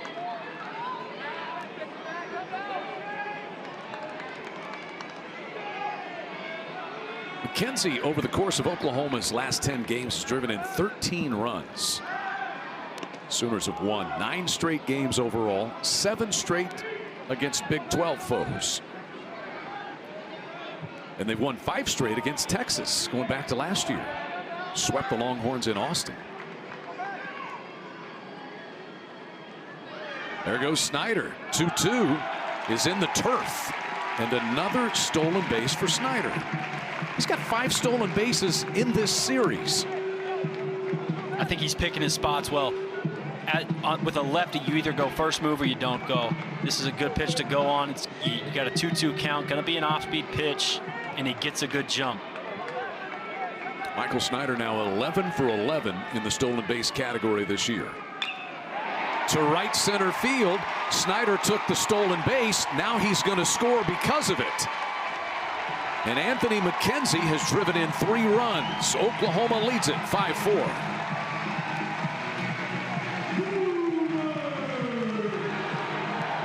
.33 on the year. This is just textbook hitting. Go double in the gap till you're pull side. Slider down. Goes down with his legs. Keeps that bat level. That's textbook right there. Shoots it over the 4-hole. Really good piece of hitting there.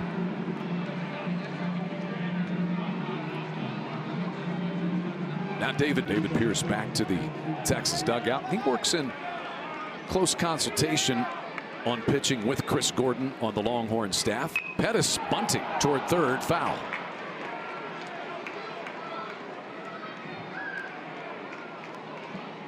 Good time for it. 2 outs.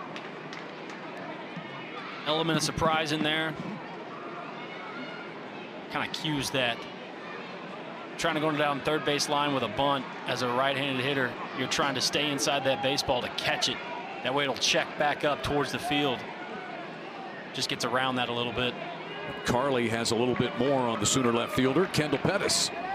Chad, Kendall Pettis is a redshirt senior, so that means he's been on 5 OU rosters. He's seen a lot of guys come in and out of the clubhouse. I asked him what's different about this team. They have been firing on all cylinders and consistently winning marquee games. Pettis says we stick together, and if somebody's struggling, we pick them up. But even more than that, guys, they say that Pettis says that this team hangs out a lot. He says we may not just be a family in the clubhouse, but we're a family outside the clubhouse as well. Guys, it seems to be the glue in all successful teams. The chemistry off the field is just as important. Thank you, Carly. And you were on many of those teams. And Kendall Pettis is right in the middle of that, hanging out, making sure that everybody's together.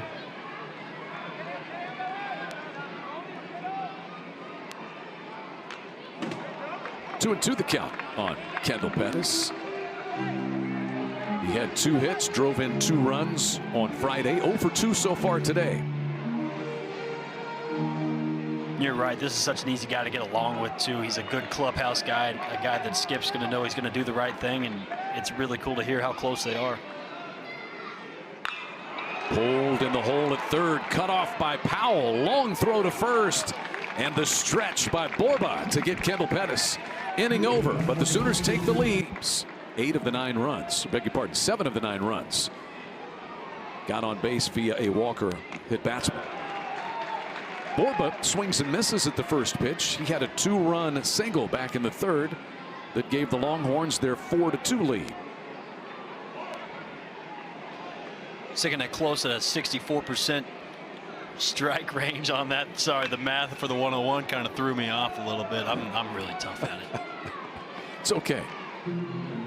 You were told there would be no math. I was told there's going to be 100 pitches. 100, not 101. No, I got to think this might be a one-batter situation. If he gets through it quick, maybe another.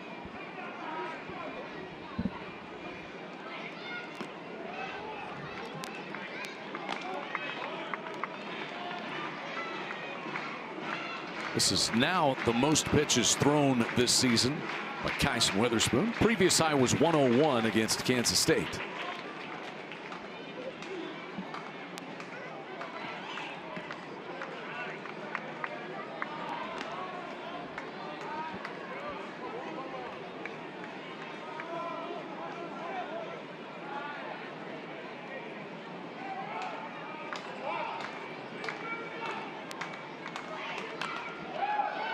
It'll stay at 2-2 on Casey Borba.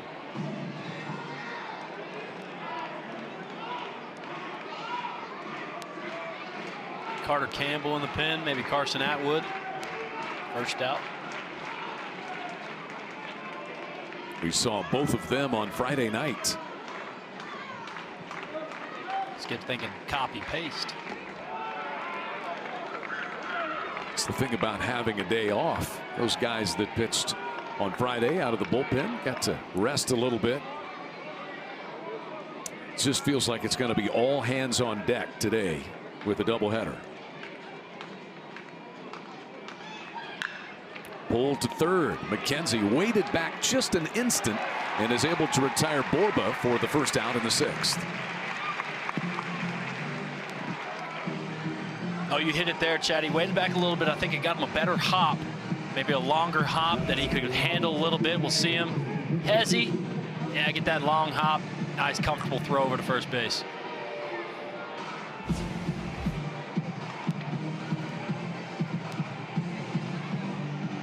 That guy's just thinking about stealing bases at first base. Yeah, Snyder, he's become Ricky Henderson on the base paths here. 8 stolen bases this weekend. First pitch to Schussler, and the plate umpire Mike Morris says he went around.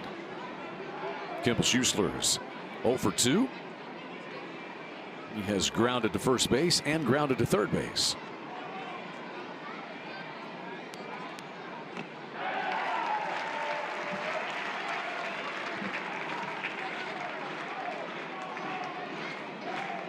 It'd be big if Kyson could get through this inning. Skip running that, letting him run that pitch count up to 110 on this pitch.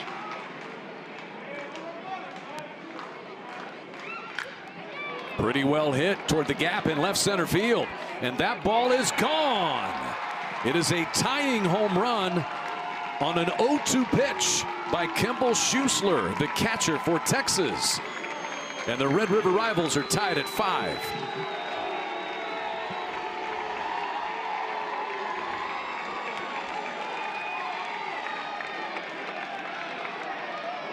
This is where you run into it, Chad. It's an 0-2 pitch.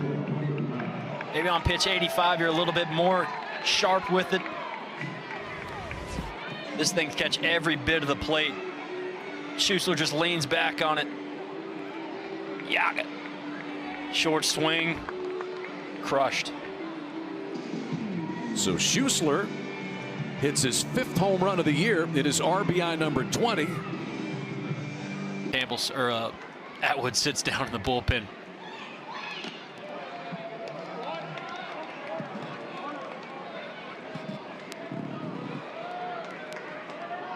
Brown, dangerous home run hitter, 8 this year.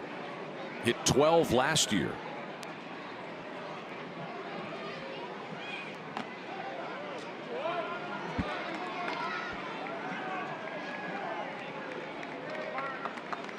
This is the 83rd career appearance for Carter Campbell. That is the 5th most in Oklahoma Sooner history.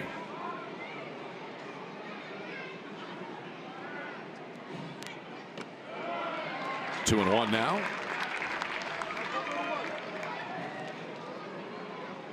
I got to think he's got a chance to breaking or tying that record by the end of this year.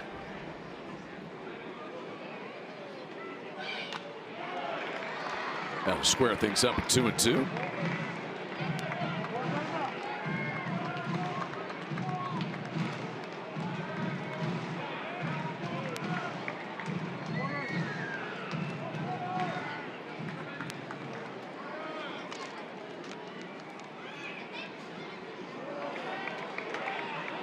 Another breaking pitch there that squirts out of the glove of Muddler. Will Gasparino, the on deck batter, comes to take care of it.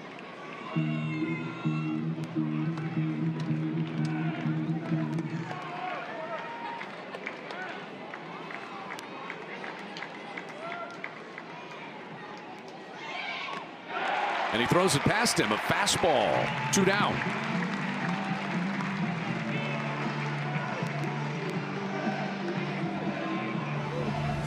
At full count, elevates the fastball. Porter Brown can't catch up to it.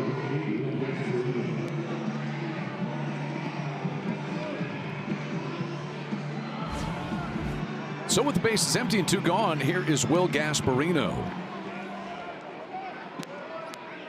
Hitless on the weekend.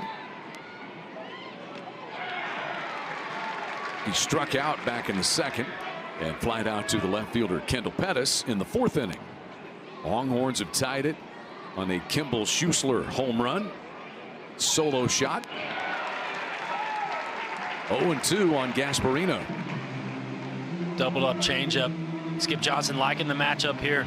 Braden Davis had success against him Friday night. See if he goes another changeup.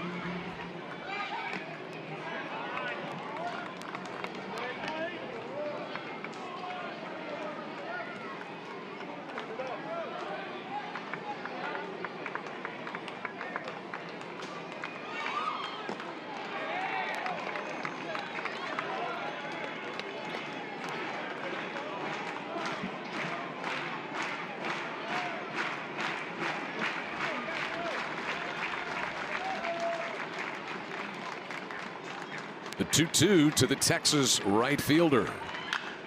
Well hit, deep left field. Gasparino leaves the yard, and he's given the Longhorns a 6-5 lead.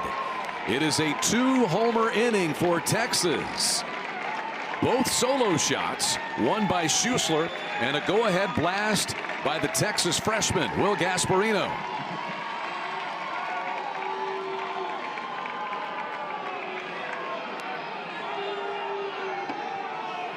Now he's getting a talking to by the home plate umpire, Mike Morris. Might have got a little colorful. And now the third base. So Longhorns have retaken the lead with a 2-homer inning.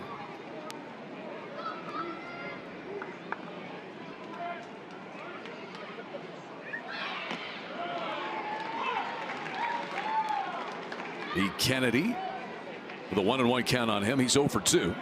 Kennedy struck out in the 3rd and then tried to bunt his way aboard in the 4th, hit a pop-up foul, and Anthony McKenzie came diving in from 3rd to catch it before it hit the ground. Chad, both those homers on 2 strike pitches. Yeah. Longhorns 84 home runs as a team on the year and 40 in Big 12 conference play.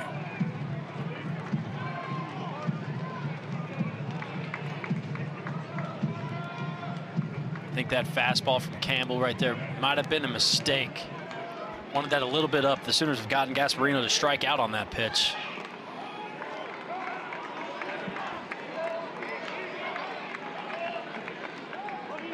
See how he goes after Kennedy with 2 strikes. Top of the order, the dangerous Jared Thomas on deck for Texas. And there is ball 4 to D. Kennedy.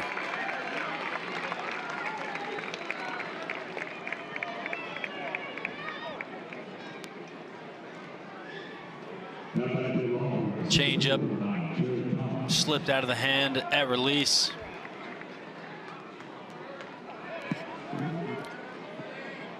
So Thomas stands in 1 for 2 with 2 runs scored in this game. Singled and scored in the 1st, and then he walked and scored in the 3rd. His last at bat in the 5th inning, he grounded out to the first baseman Snyder.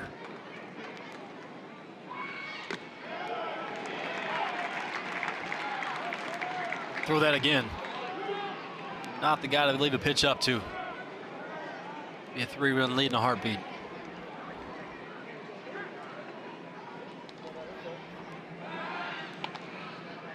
Not much of a lead over there for Kennedy. Longhorns do something special with their leads. They kind of take it short and then get their feet moving at time of pitch, especially off a lefty. They'll do a jab step.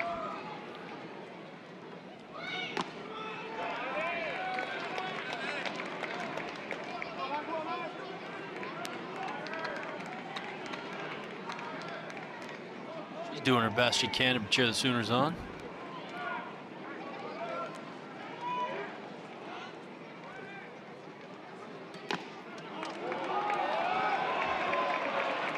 Inside to Thomas, and now 2-1. Thomas has scored 4 runs in this weekend series. He homered Friday.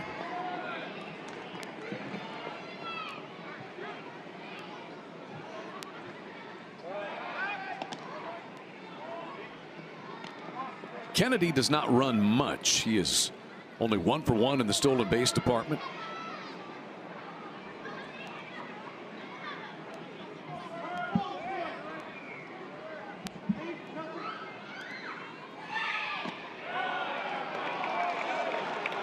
Three and 1 now on Thomas.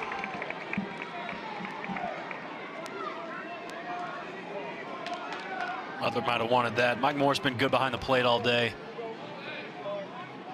Strone's been pretty consistent.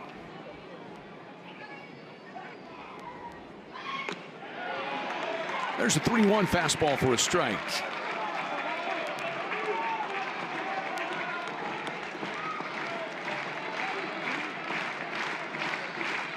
Carter Campbell in from the bullpen. He's gotten a strikeout, given up a home run and a walk. Trying to finish the 6th. And instead issues his 2nd consecutive walk.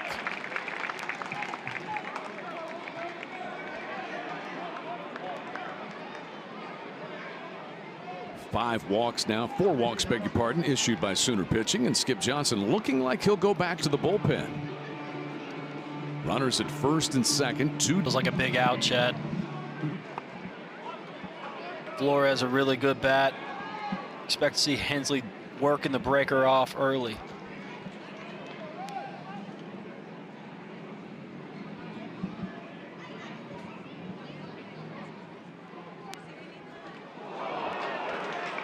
And the bases are loaded on a hit batsman.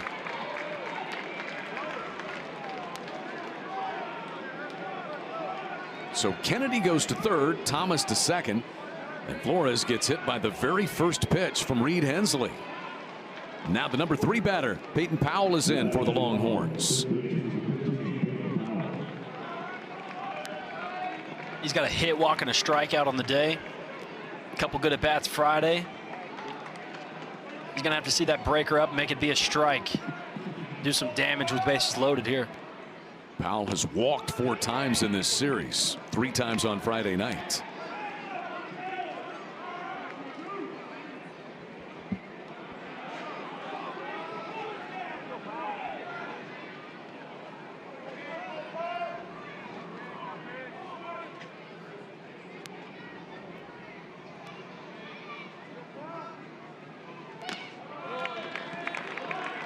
Two balls and no strikes now to Powell. That's been his bugaboo all day, all year, trying to get first pitch strikes over. Now he's got to come to him with 2-0, nowhere to put him.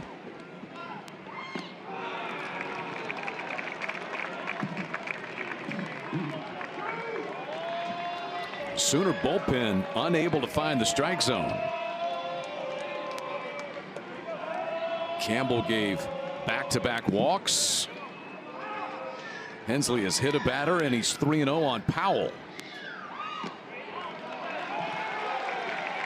And that is ball 4, a bases-loaded walk. It scores D. Kennedy from third, and the Longhorns pad their lead here in the 6th inning for Texas. He got hit by a pitch and scored a run in the 3rd. 0 for 2 at the plate today.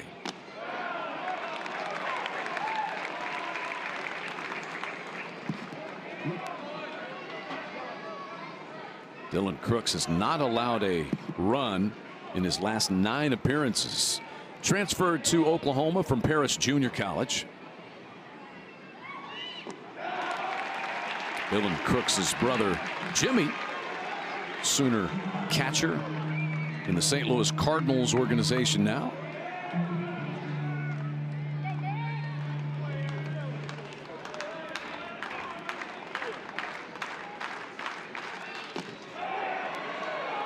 "0-2 is downstairs, and you see Chris Koski, the third base umpire, says no swing. Jimmy Crooks was one of 11 Sooners drafted after the season of 2022 when they went all the way to the final game of the College World Series.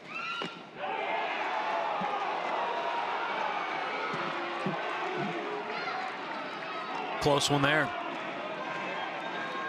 Fastball. Maybe a ball in. Could have gone either way. 2-2 on Ballou. To center field. Spikerman races back near the warning track. The inning is over, but the Longhorns have retaken the lead. 3-run doubleheader. Welcome back to L. Mitchell Park in Norman. Freshman second baseman Isaiah Lane leading off for the Sooners. Chase Loomis, the lefty, back out for Texas. Lower third of the lineup for the Sooners. Scheduled hitters here in the bottom of the 6th.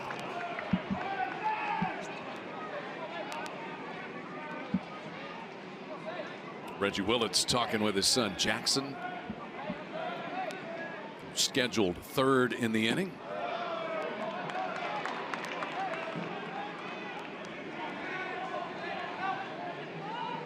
Carly has a little bit more on the Sooner freshman second baseman Isaiah Lane.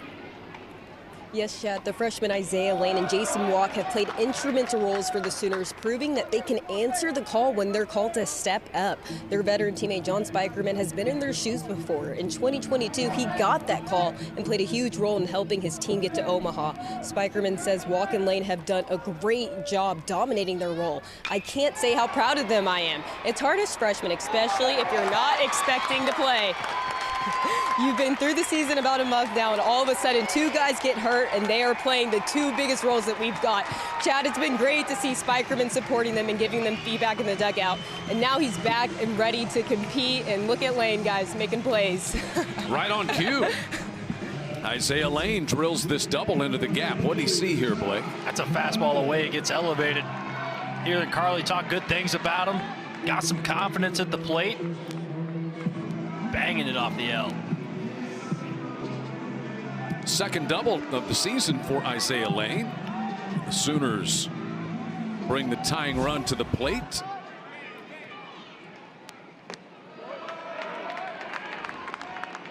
Scott Mudler had a base hit his last time up. He's also struck out in this one.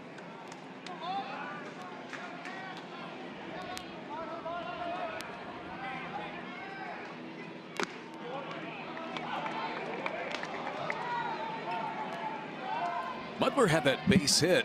Then he stole second base in the 4th. He was at second base when Jackson Willits was at the plate. You remember. And a pitch went kind of down in between the legs of Kimball Schusler. Mudler took off for third and got thrown out there for the second out. Very next pitch, Jackson Willits popped up, and all of a sudden it was bases empty and 2 down. Yeah, little things like that, you can look back. Maybe that's a 6. It's a 6-run game instead of a 1.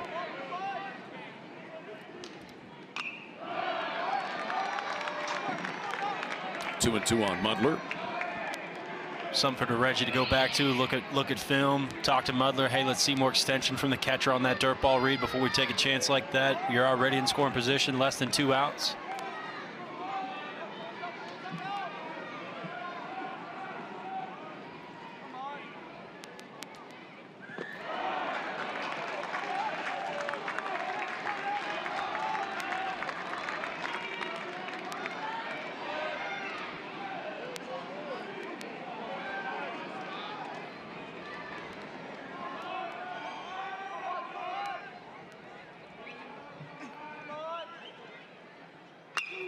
Mudler hits this one in the air to right center field. Will Gasparino, the right fielder, tracks it down. Isaiah Lane tagging up at second. He'll slide in safely at third base.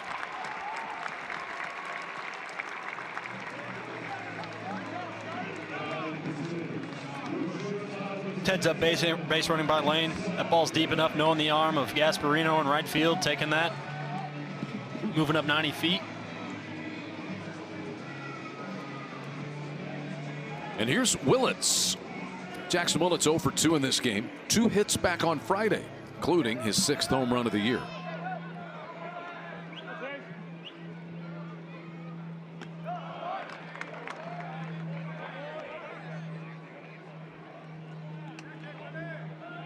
It's a big at bat right here for the freshman.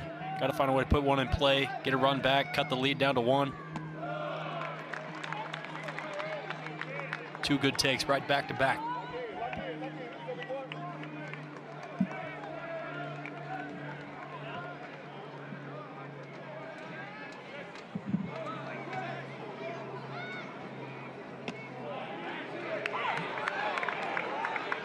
Two balls and a strike to Willits. Top of the order, John Spikerman is on deck.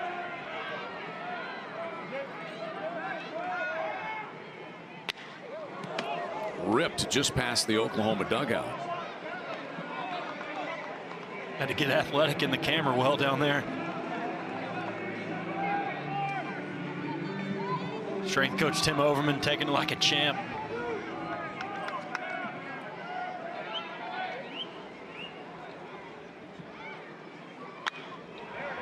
Popped up on the infield. Loomis, the pitcher, gonna vacate the premises and let Peyton Powell take this one. 2 down.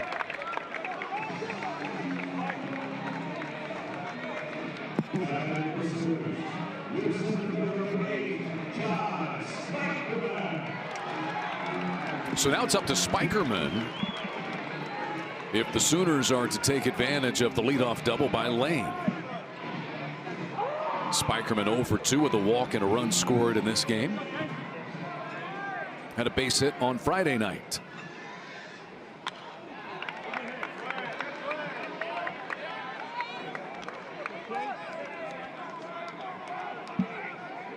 Sooners have come back twice in this game. Got to think they're still in this. It's going to take a really good approach from Spikerman. Not too big of a swing, just trying to find turf. Sorry. It's hard to get used to. I think I'd still call it grass either way. It's always been grass. You know, the new surface here at L. Mitchell Park with the wood chips that they use, it almost looks like dirt. It does. Almost. Yeah.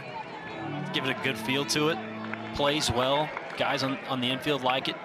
And it doesn't smell like rubber tires. I've got some of that in my eye before. It's not fun. No. 0-2. Chopper, second baseman Kennedy on in a hurry and gets Spikerman, inning over. So Loomis is able to pitch around a leadoff double. And the Longhorns sent 9 batters to the plate in the 6th inning. Casey Borba actually led the inning off. And he leads off in the 7th against Dylan Crooks, who got the final out in the 6th coming out of the bullpen. Sooners used 4 different pitchers in the 6th.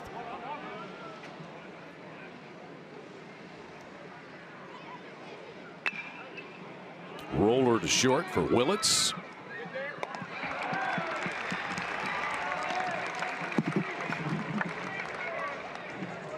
Casey Borba 1 for 4 in this game. And here is Kimball Schuessler. Last time he was at the plate with 2 strikes, he homered to tie this game at 5. 1 for 3 in this game, 2 for 6 on the weekend.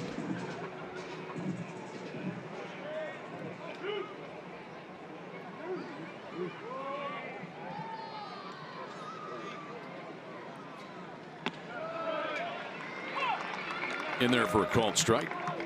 Starts to talk NCAA tournament, RPI, and all those things as we head down the home stretch of the regular season. Oklahoma in very good shape, viewed by many, if not most, as a regional host. This one also comes to Willits. Longhorns 11-8 in Big 12 conference play, 25-18 overall. without a super marquee win in non-conference play. Good conference wins over TCU. A couple of wins against Kansas State as well. But they could win 2 from Oklahoma. That could really improve the RPI. Texas RPI coming into the day 75. But what is left for Texas is a series against each of the 3 teams with the best RPIs in the Big 12. This one here, and then they have Oklahoma State and UCF left as well. That one ends up in fair territory, and Anthony McKenzie grabs it. So it's a 1-2-3 to set the stage. Important win over Nebraska, too, a high RPI club out of the Big Ten. Yeah, that same weekend, right? Yeah, opening weekend. Bryce Madron takes ball 1 from Chase Loomis. Oh, man, that is a missile. And fortunately, everybody in the Texas dugout was paying attention. Ooh. Those are always dicey, Chad. Got to keep your head on a swivel down in the dugout.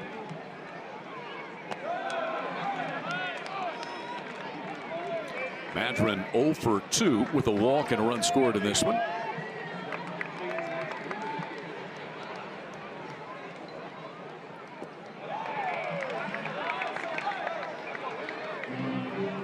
Good outing here for Loomis, Blake. He's gone 3 innings, 2 hits, and 1 run. Yeah, he's keeping guys off balance. That fastball's only up to 88. But working on a good changeup. As you see him taking that grip right there on his leg. Strike 3 called.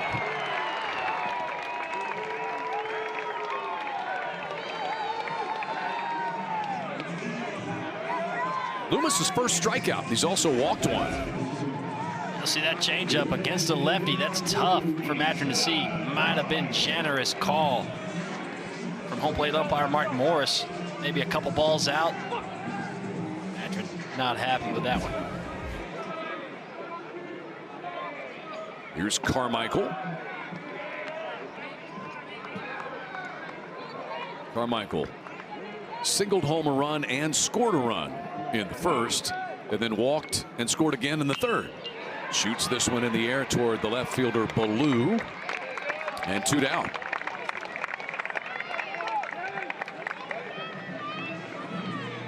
That's 5 straight retired by Chase Loomis since a leadoff double by Isaiah Lane in the 6th inning.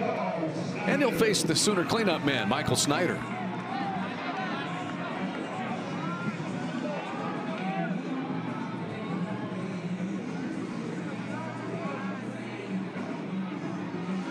Snyder singled in the first. He fly to right in the third, and then walked and scored a run in the 5th. 2 stolen bases in this game and 5 in the series for Snyder.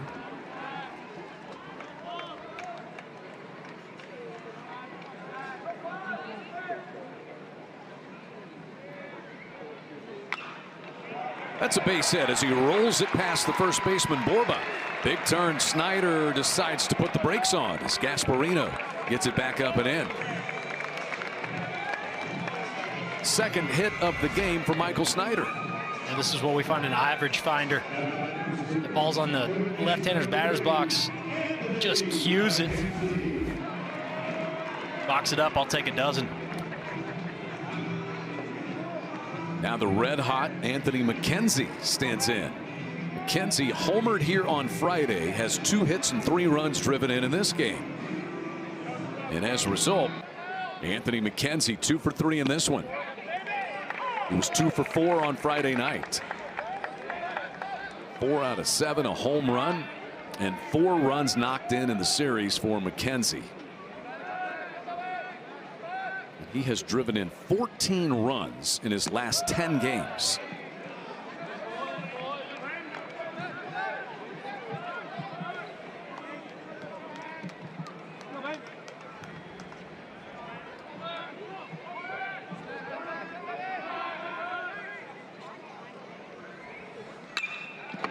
Yeah, that went off the base of the Texas dugout as well.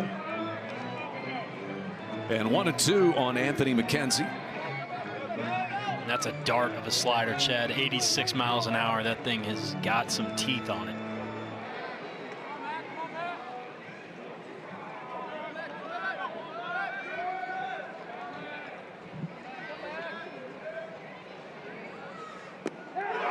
That was a nasty pitch there from Bain to strike out Anthony McKenzie. Has the 3rd best RPI in the Big 12. So a chance to build significant RPI points, strength of schedule opportunity for the Longhorns. That one, it sounded like hit maybe the bat handle of Gasparino. Nope, it hit him.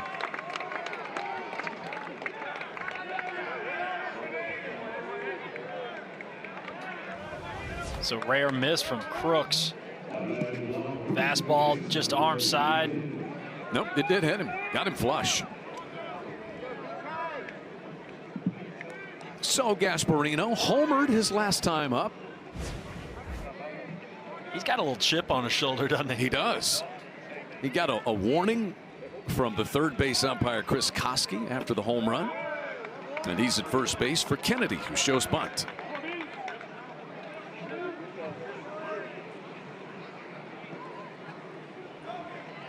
Kennedy struck out in the 3rd.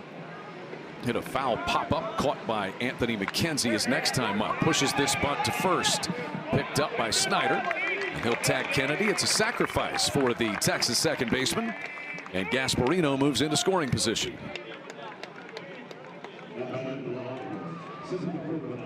They're playing for an insurance run here. You get the first guy on, get him in scoring position with less than 2 outs. Good baseball move.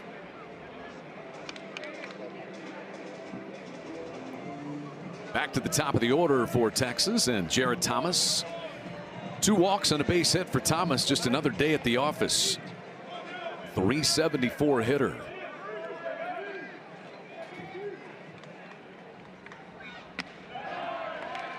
And first pitch strike.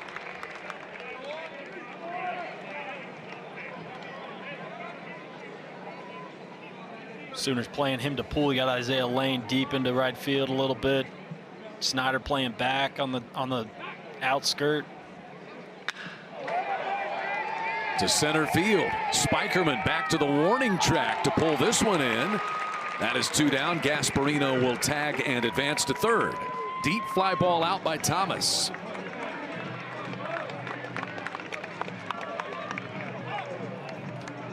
Well struck, fastball elevated.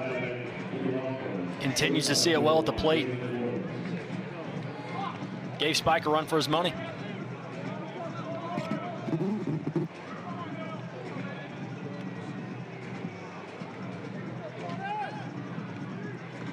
So with 2 down and Gasparino at 3rd, here is Flores.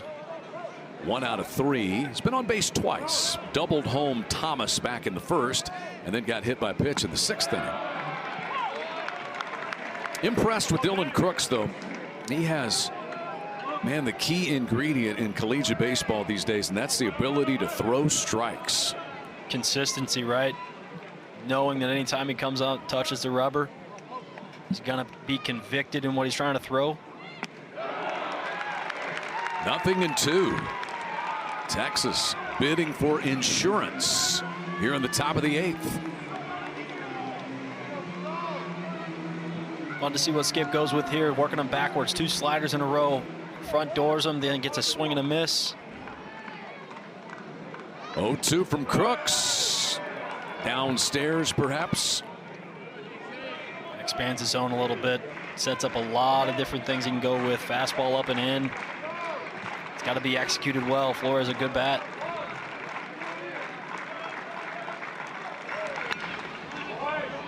And rolled foul. It'll stay 1-2 on Flores.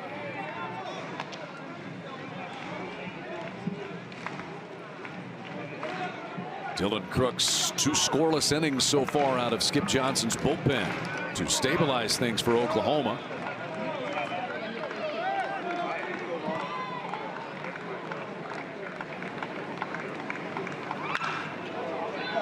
Hit hard, but foul into the Texas bullpen. And that's what I mean. He fouls off a slider way out front, then gets a fastball elevated. Doing the right thing with it, staying away. Dangerous hitter, wearing the number 1.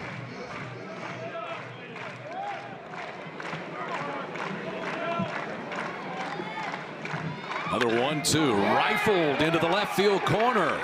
And a base hit that could be extra bases for Flores. In to score comes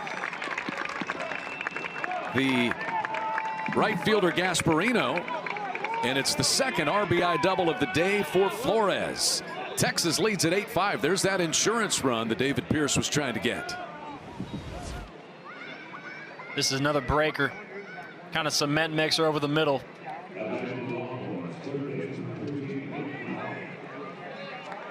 Just playing pepper with the wall out there. Another good swing. 2 doubles for Flores. He has 5 hits in the weekend series. And here is Peyton Powell, who's 1 for 2 in this game. Powell's walked 5 times in the 2 games so far. He's after that first pitch offering from Crooks.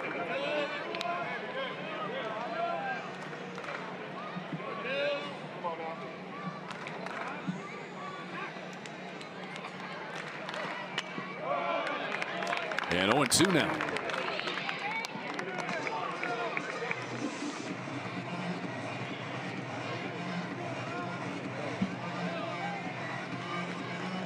Powell scored a run after his walk in the 3rd.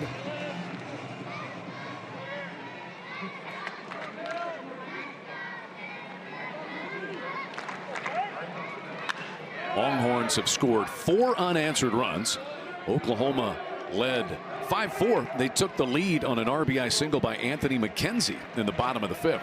But the Longhorns answered right back. Schuessler tied it with a homer. Gasparino gave Texas a 6-5 lead with a homer. And a bases loaded walk make it 7-5. And now Flores' double gives Texas the 8-5 advantage.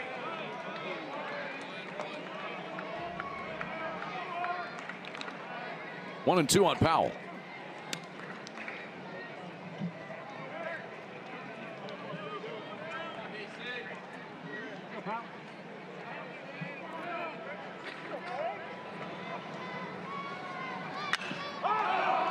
High pop up.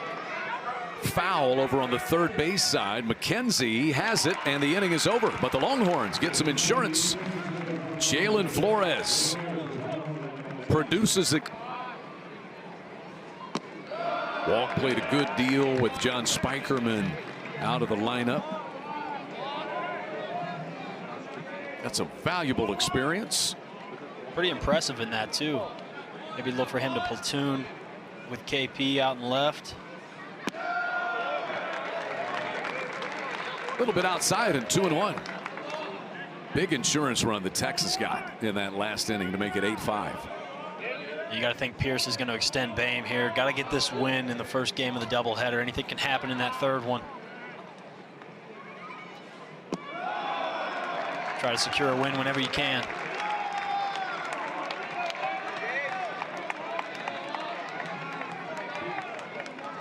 Boehm has not issued many walks at all. In fact, his strikeouts to walks ratio is 5-1. A roller to short. Flores. A little bit of a low throw, but backhanded nicely by Borba for the first out in the 8th inning.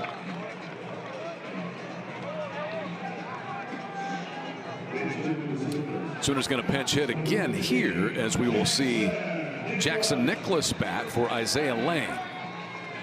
Nicholas not starting the first game of this doubleheader. Has been nursing a sore hamstring. Suffered that tweak in the Kansas State series. Did not play in the BYU series last weekend. And just working back into the lineup. He DH'd in the midweek game for Oklahoma against Wichita State. Likely he will be the starter at second base in the second game of this doubleheader.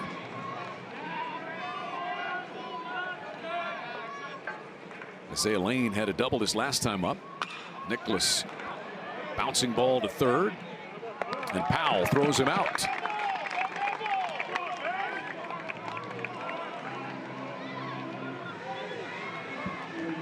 And Mudler will bat with the bases clear and 2 gone. 3 up and 3 down for Gage Boehm. One of those extended save type of situations for him here. See Butler taking his time. This is a veteran of bat right here. Try to give Crooks a little bit of time. Maybe take till he gets a strike.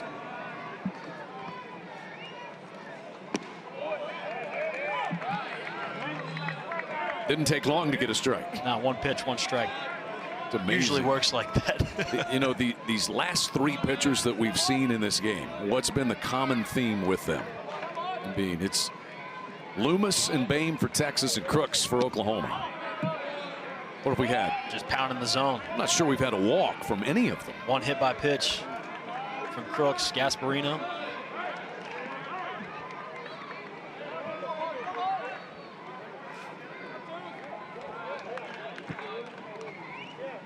And guess what? He scored.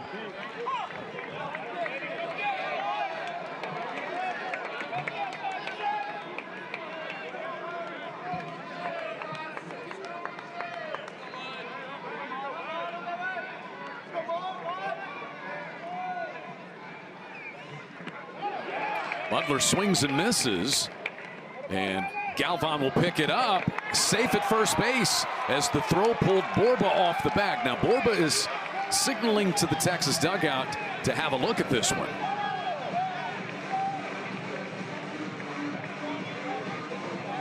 Borba went over and tagged Mudler as though maybe Mudler has missed the bag, but the call is safe.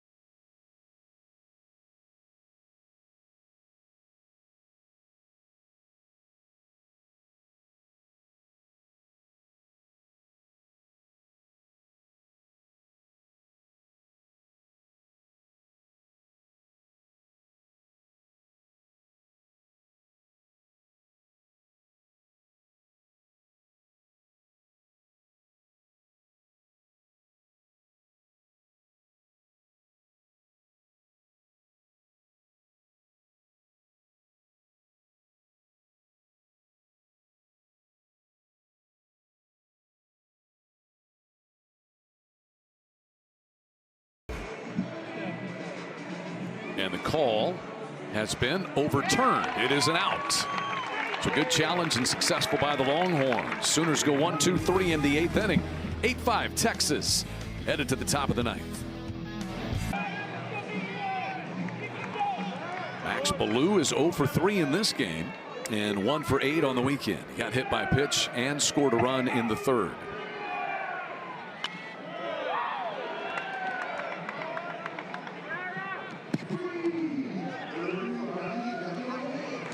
Not many people have left. Stayed pretty packed all day, yeah. Berm's still full. Let's get fueled and hydrated. A little sunscreen for game number 2.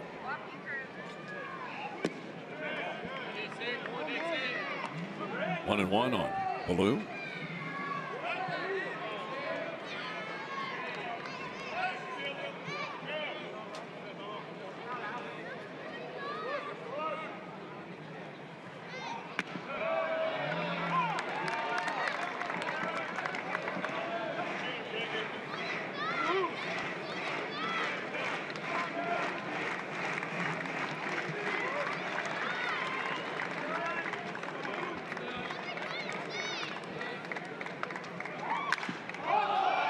Popped up, third base side. McKenzie in foul ground again. He's handled those foul pop-ups very nicely today. Yeah, those are the easy ones. He made a really nice diving play on a popped up bunt in foul territory. A lot of work outside the lines today. You were right about the wind. It's not what it once was today. You see fans even having to cool off. That's the first time we've seen that this year. It's a little steamer. How about the facial hair of the Longhorn fan right here? That's a nice mustache. Where I didn't see. Get a look once we get the batter's box angle.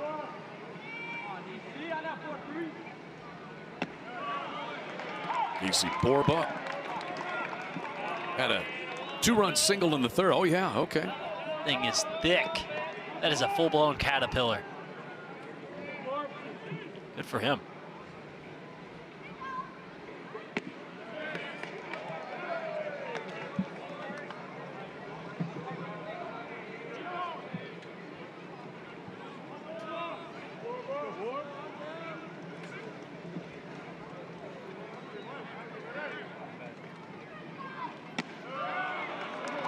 Crooks back with a strike, 1-2 on Borba.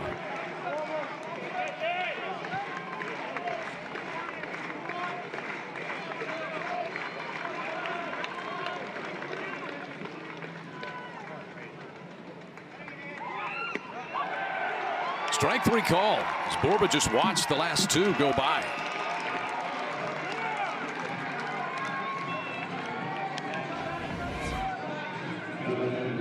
Yeah, freezes him up. Maybe a dotted changeup.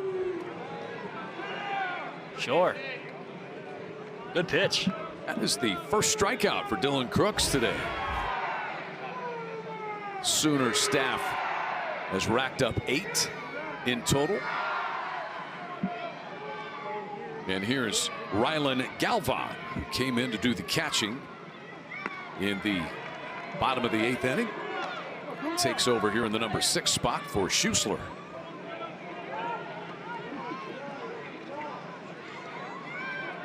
Galvan caught the first game of the series back on Friday, was 1 for 4.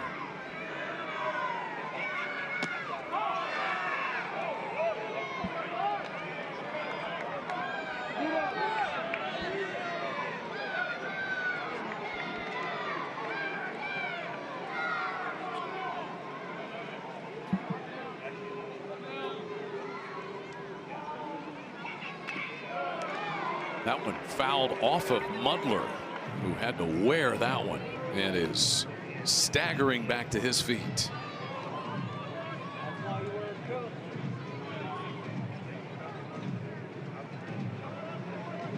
So they'll give Mudler a second to gain his senses again. Catches are tough, man. I don't know if I can do it. You had a good excuse being left-handed. Yeah. And I wore it proudly, trust me.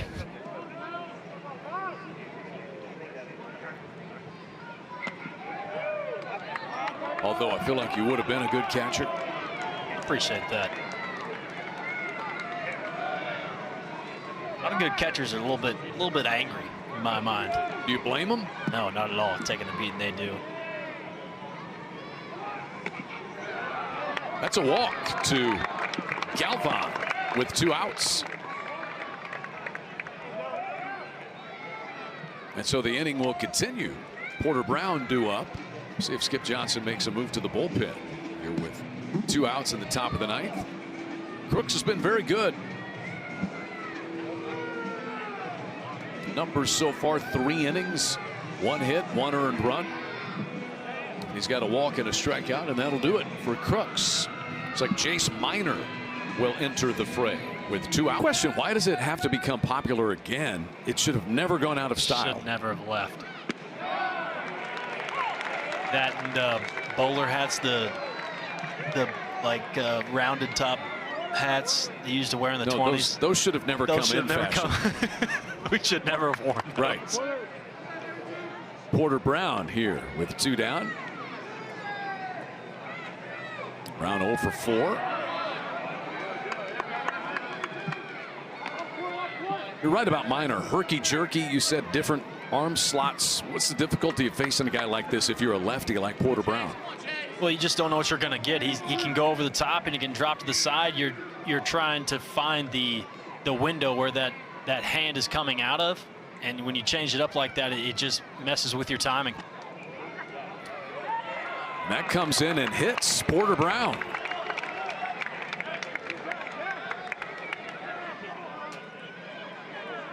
Fourth Longhorn hit by pitch in this game.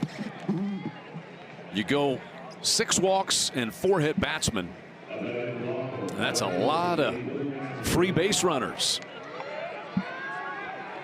Here is Gasparino, who's had a very good game, in particular his last 2 at bats. Homered back in the 6th inning, and that was the home run that gave Texas this lead at 6-5 at the time. And then he scored another run after being hit by a pitch in the 8th. He scored on Flores' double. Runners at first and second, 2 down, top of the 9th.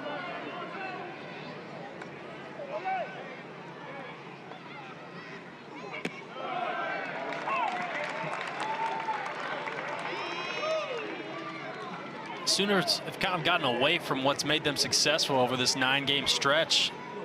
the free pass game has just been really highlighted in this first game of the doubleheader.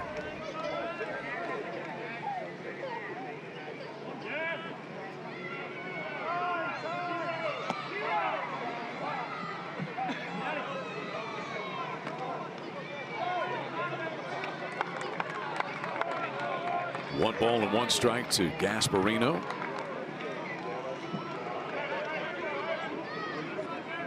.6'6" and growing.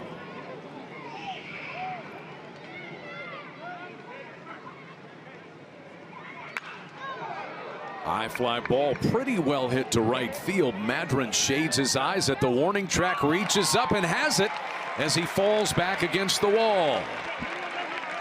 Madron able to pull that one. Porter Brown is in left. Will Gasparino is in center field. I'm still deciphering who is out there in right. So we have the true Cody Bellinger deal here with Thomas having played center and first base in this series. He'll probably come and pitch in the second game, you think? He has this year. That one fouled into the left field corner by Willits. Willits 0 for 3 in this one.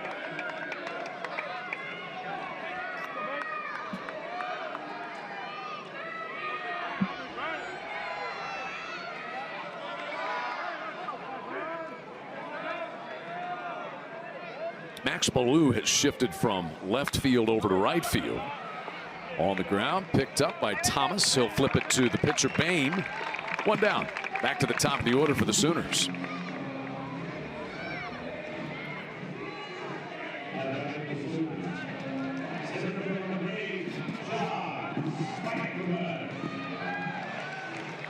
Inning and 2/3 now for Bain out of the bullpen for David Pierce. Tried to close it out. Ace Whitehead went 3 innings plus. Maybe the real hero of this game for Texas is going to be Chase Loomis, Blake. Yeah, he had a really strong outing. Not walk a single guy, just be competitive in the zone. Kept guys off balance with the off speed. Loomis went 3 2/3 out of the bullpen and gave 1 earned run. Spikerman 0 for 3 with a walk and a run scored.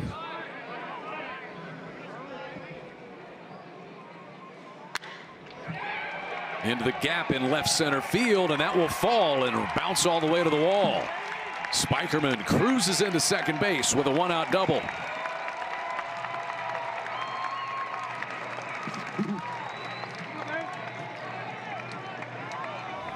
Just needed to get back on the left side of the plate.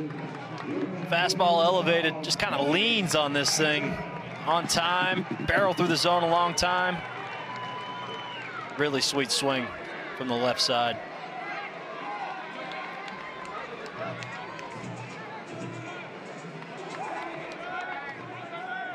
Double number 6 on the year for Spikerman. Here is Bryce Madron. He is hitless in this series. Did walk and score a run earlier in this game. First pitch swinging and shoots this one foul out of play into the Sooner bullpen.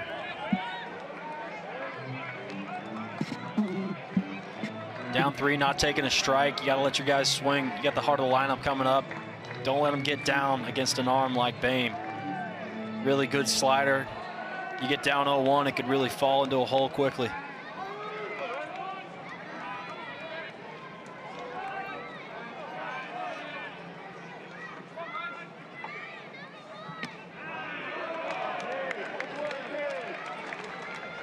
One and one to Madron.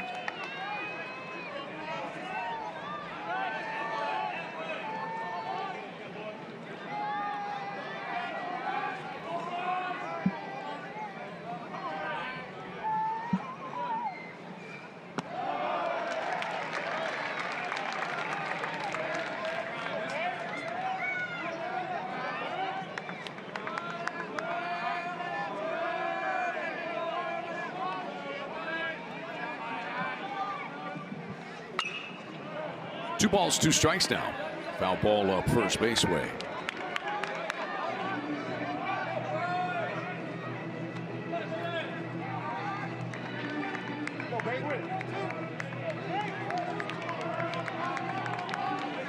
Longhorns took the lead in the 6th, added an insurance run in the 8th. And a swinging strikeout of Madron for Gage Bain. Longhorns 1 out away from evening the series at a game apiece.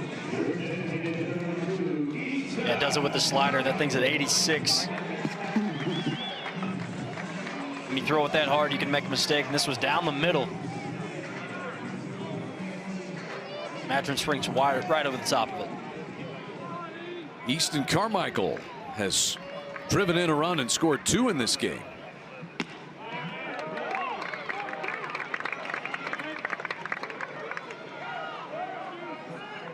Bain able to stretch out his appearance in this one.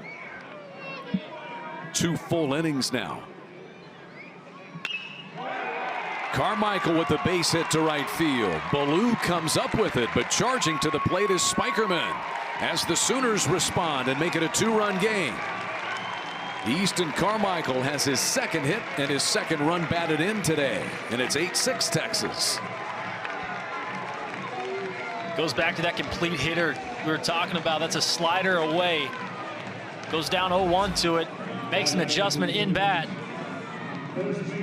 Goes down and gets this one. Boom. He's really good that way. So the Sooners are able to bring the tying run to the plate in the person of Michael Snyder. Snyder 2 hits and a walk in this game. He scored a run in the 5th.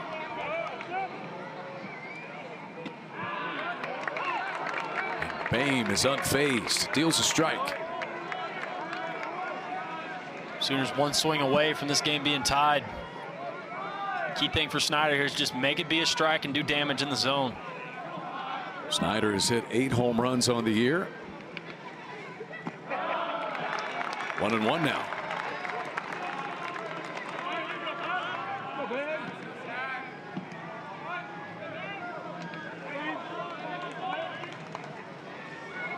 .38 runs driven in now for Carmichael.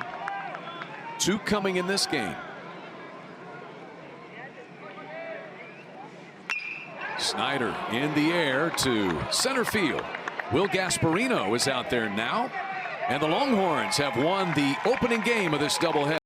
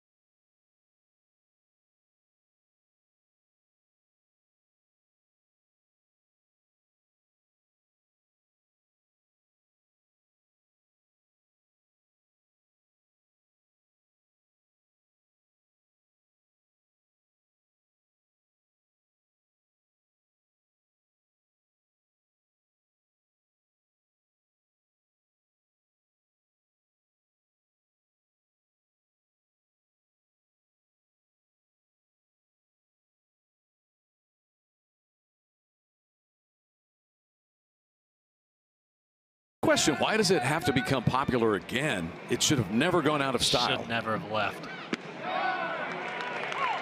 That and bowler hats, the rounded top hats they used to wear in the 20s. Those should have never come in fashion. We should never have worn those. Right. Porter Brown here with 2 down. Brown 0 for 4. You're right about Minor. Herky-jerky, you said different arm slots. What's the difficulty of facing a guy like this if you're a lefty like Porter Brown? Well, you just don't know what you're going to get. He can go over the top and he can drop to the side. You're trying to find the window where that hand is coming out of, and when you change it up like that, it just messes with your timing. That comes in and hits Porter Brown.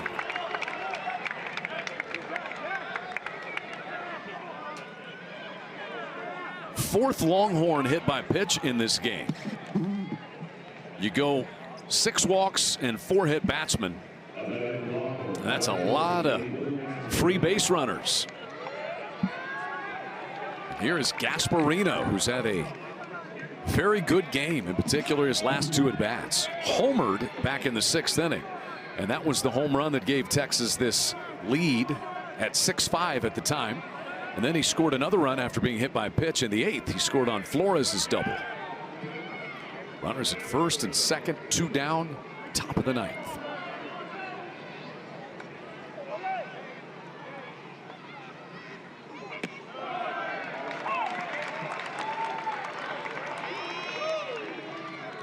Sooners have kind of gotten away from what's made them successful over this 9-game stretch.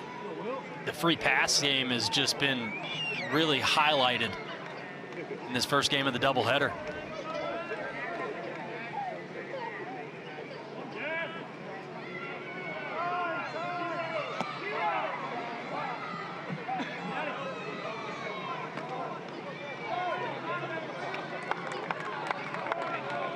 One ball and 1 strike to Gasparino.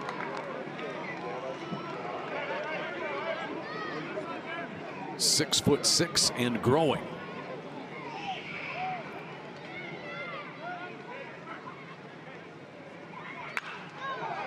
High fly ball, pretty well hit to right field. Madron shades his eyes at the warning track, reaches up and has it as he falls back against the wall.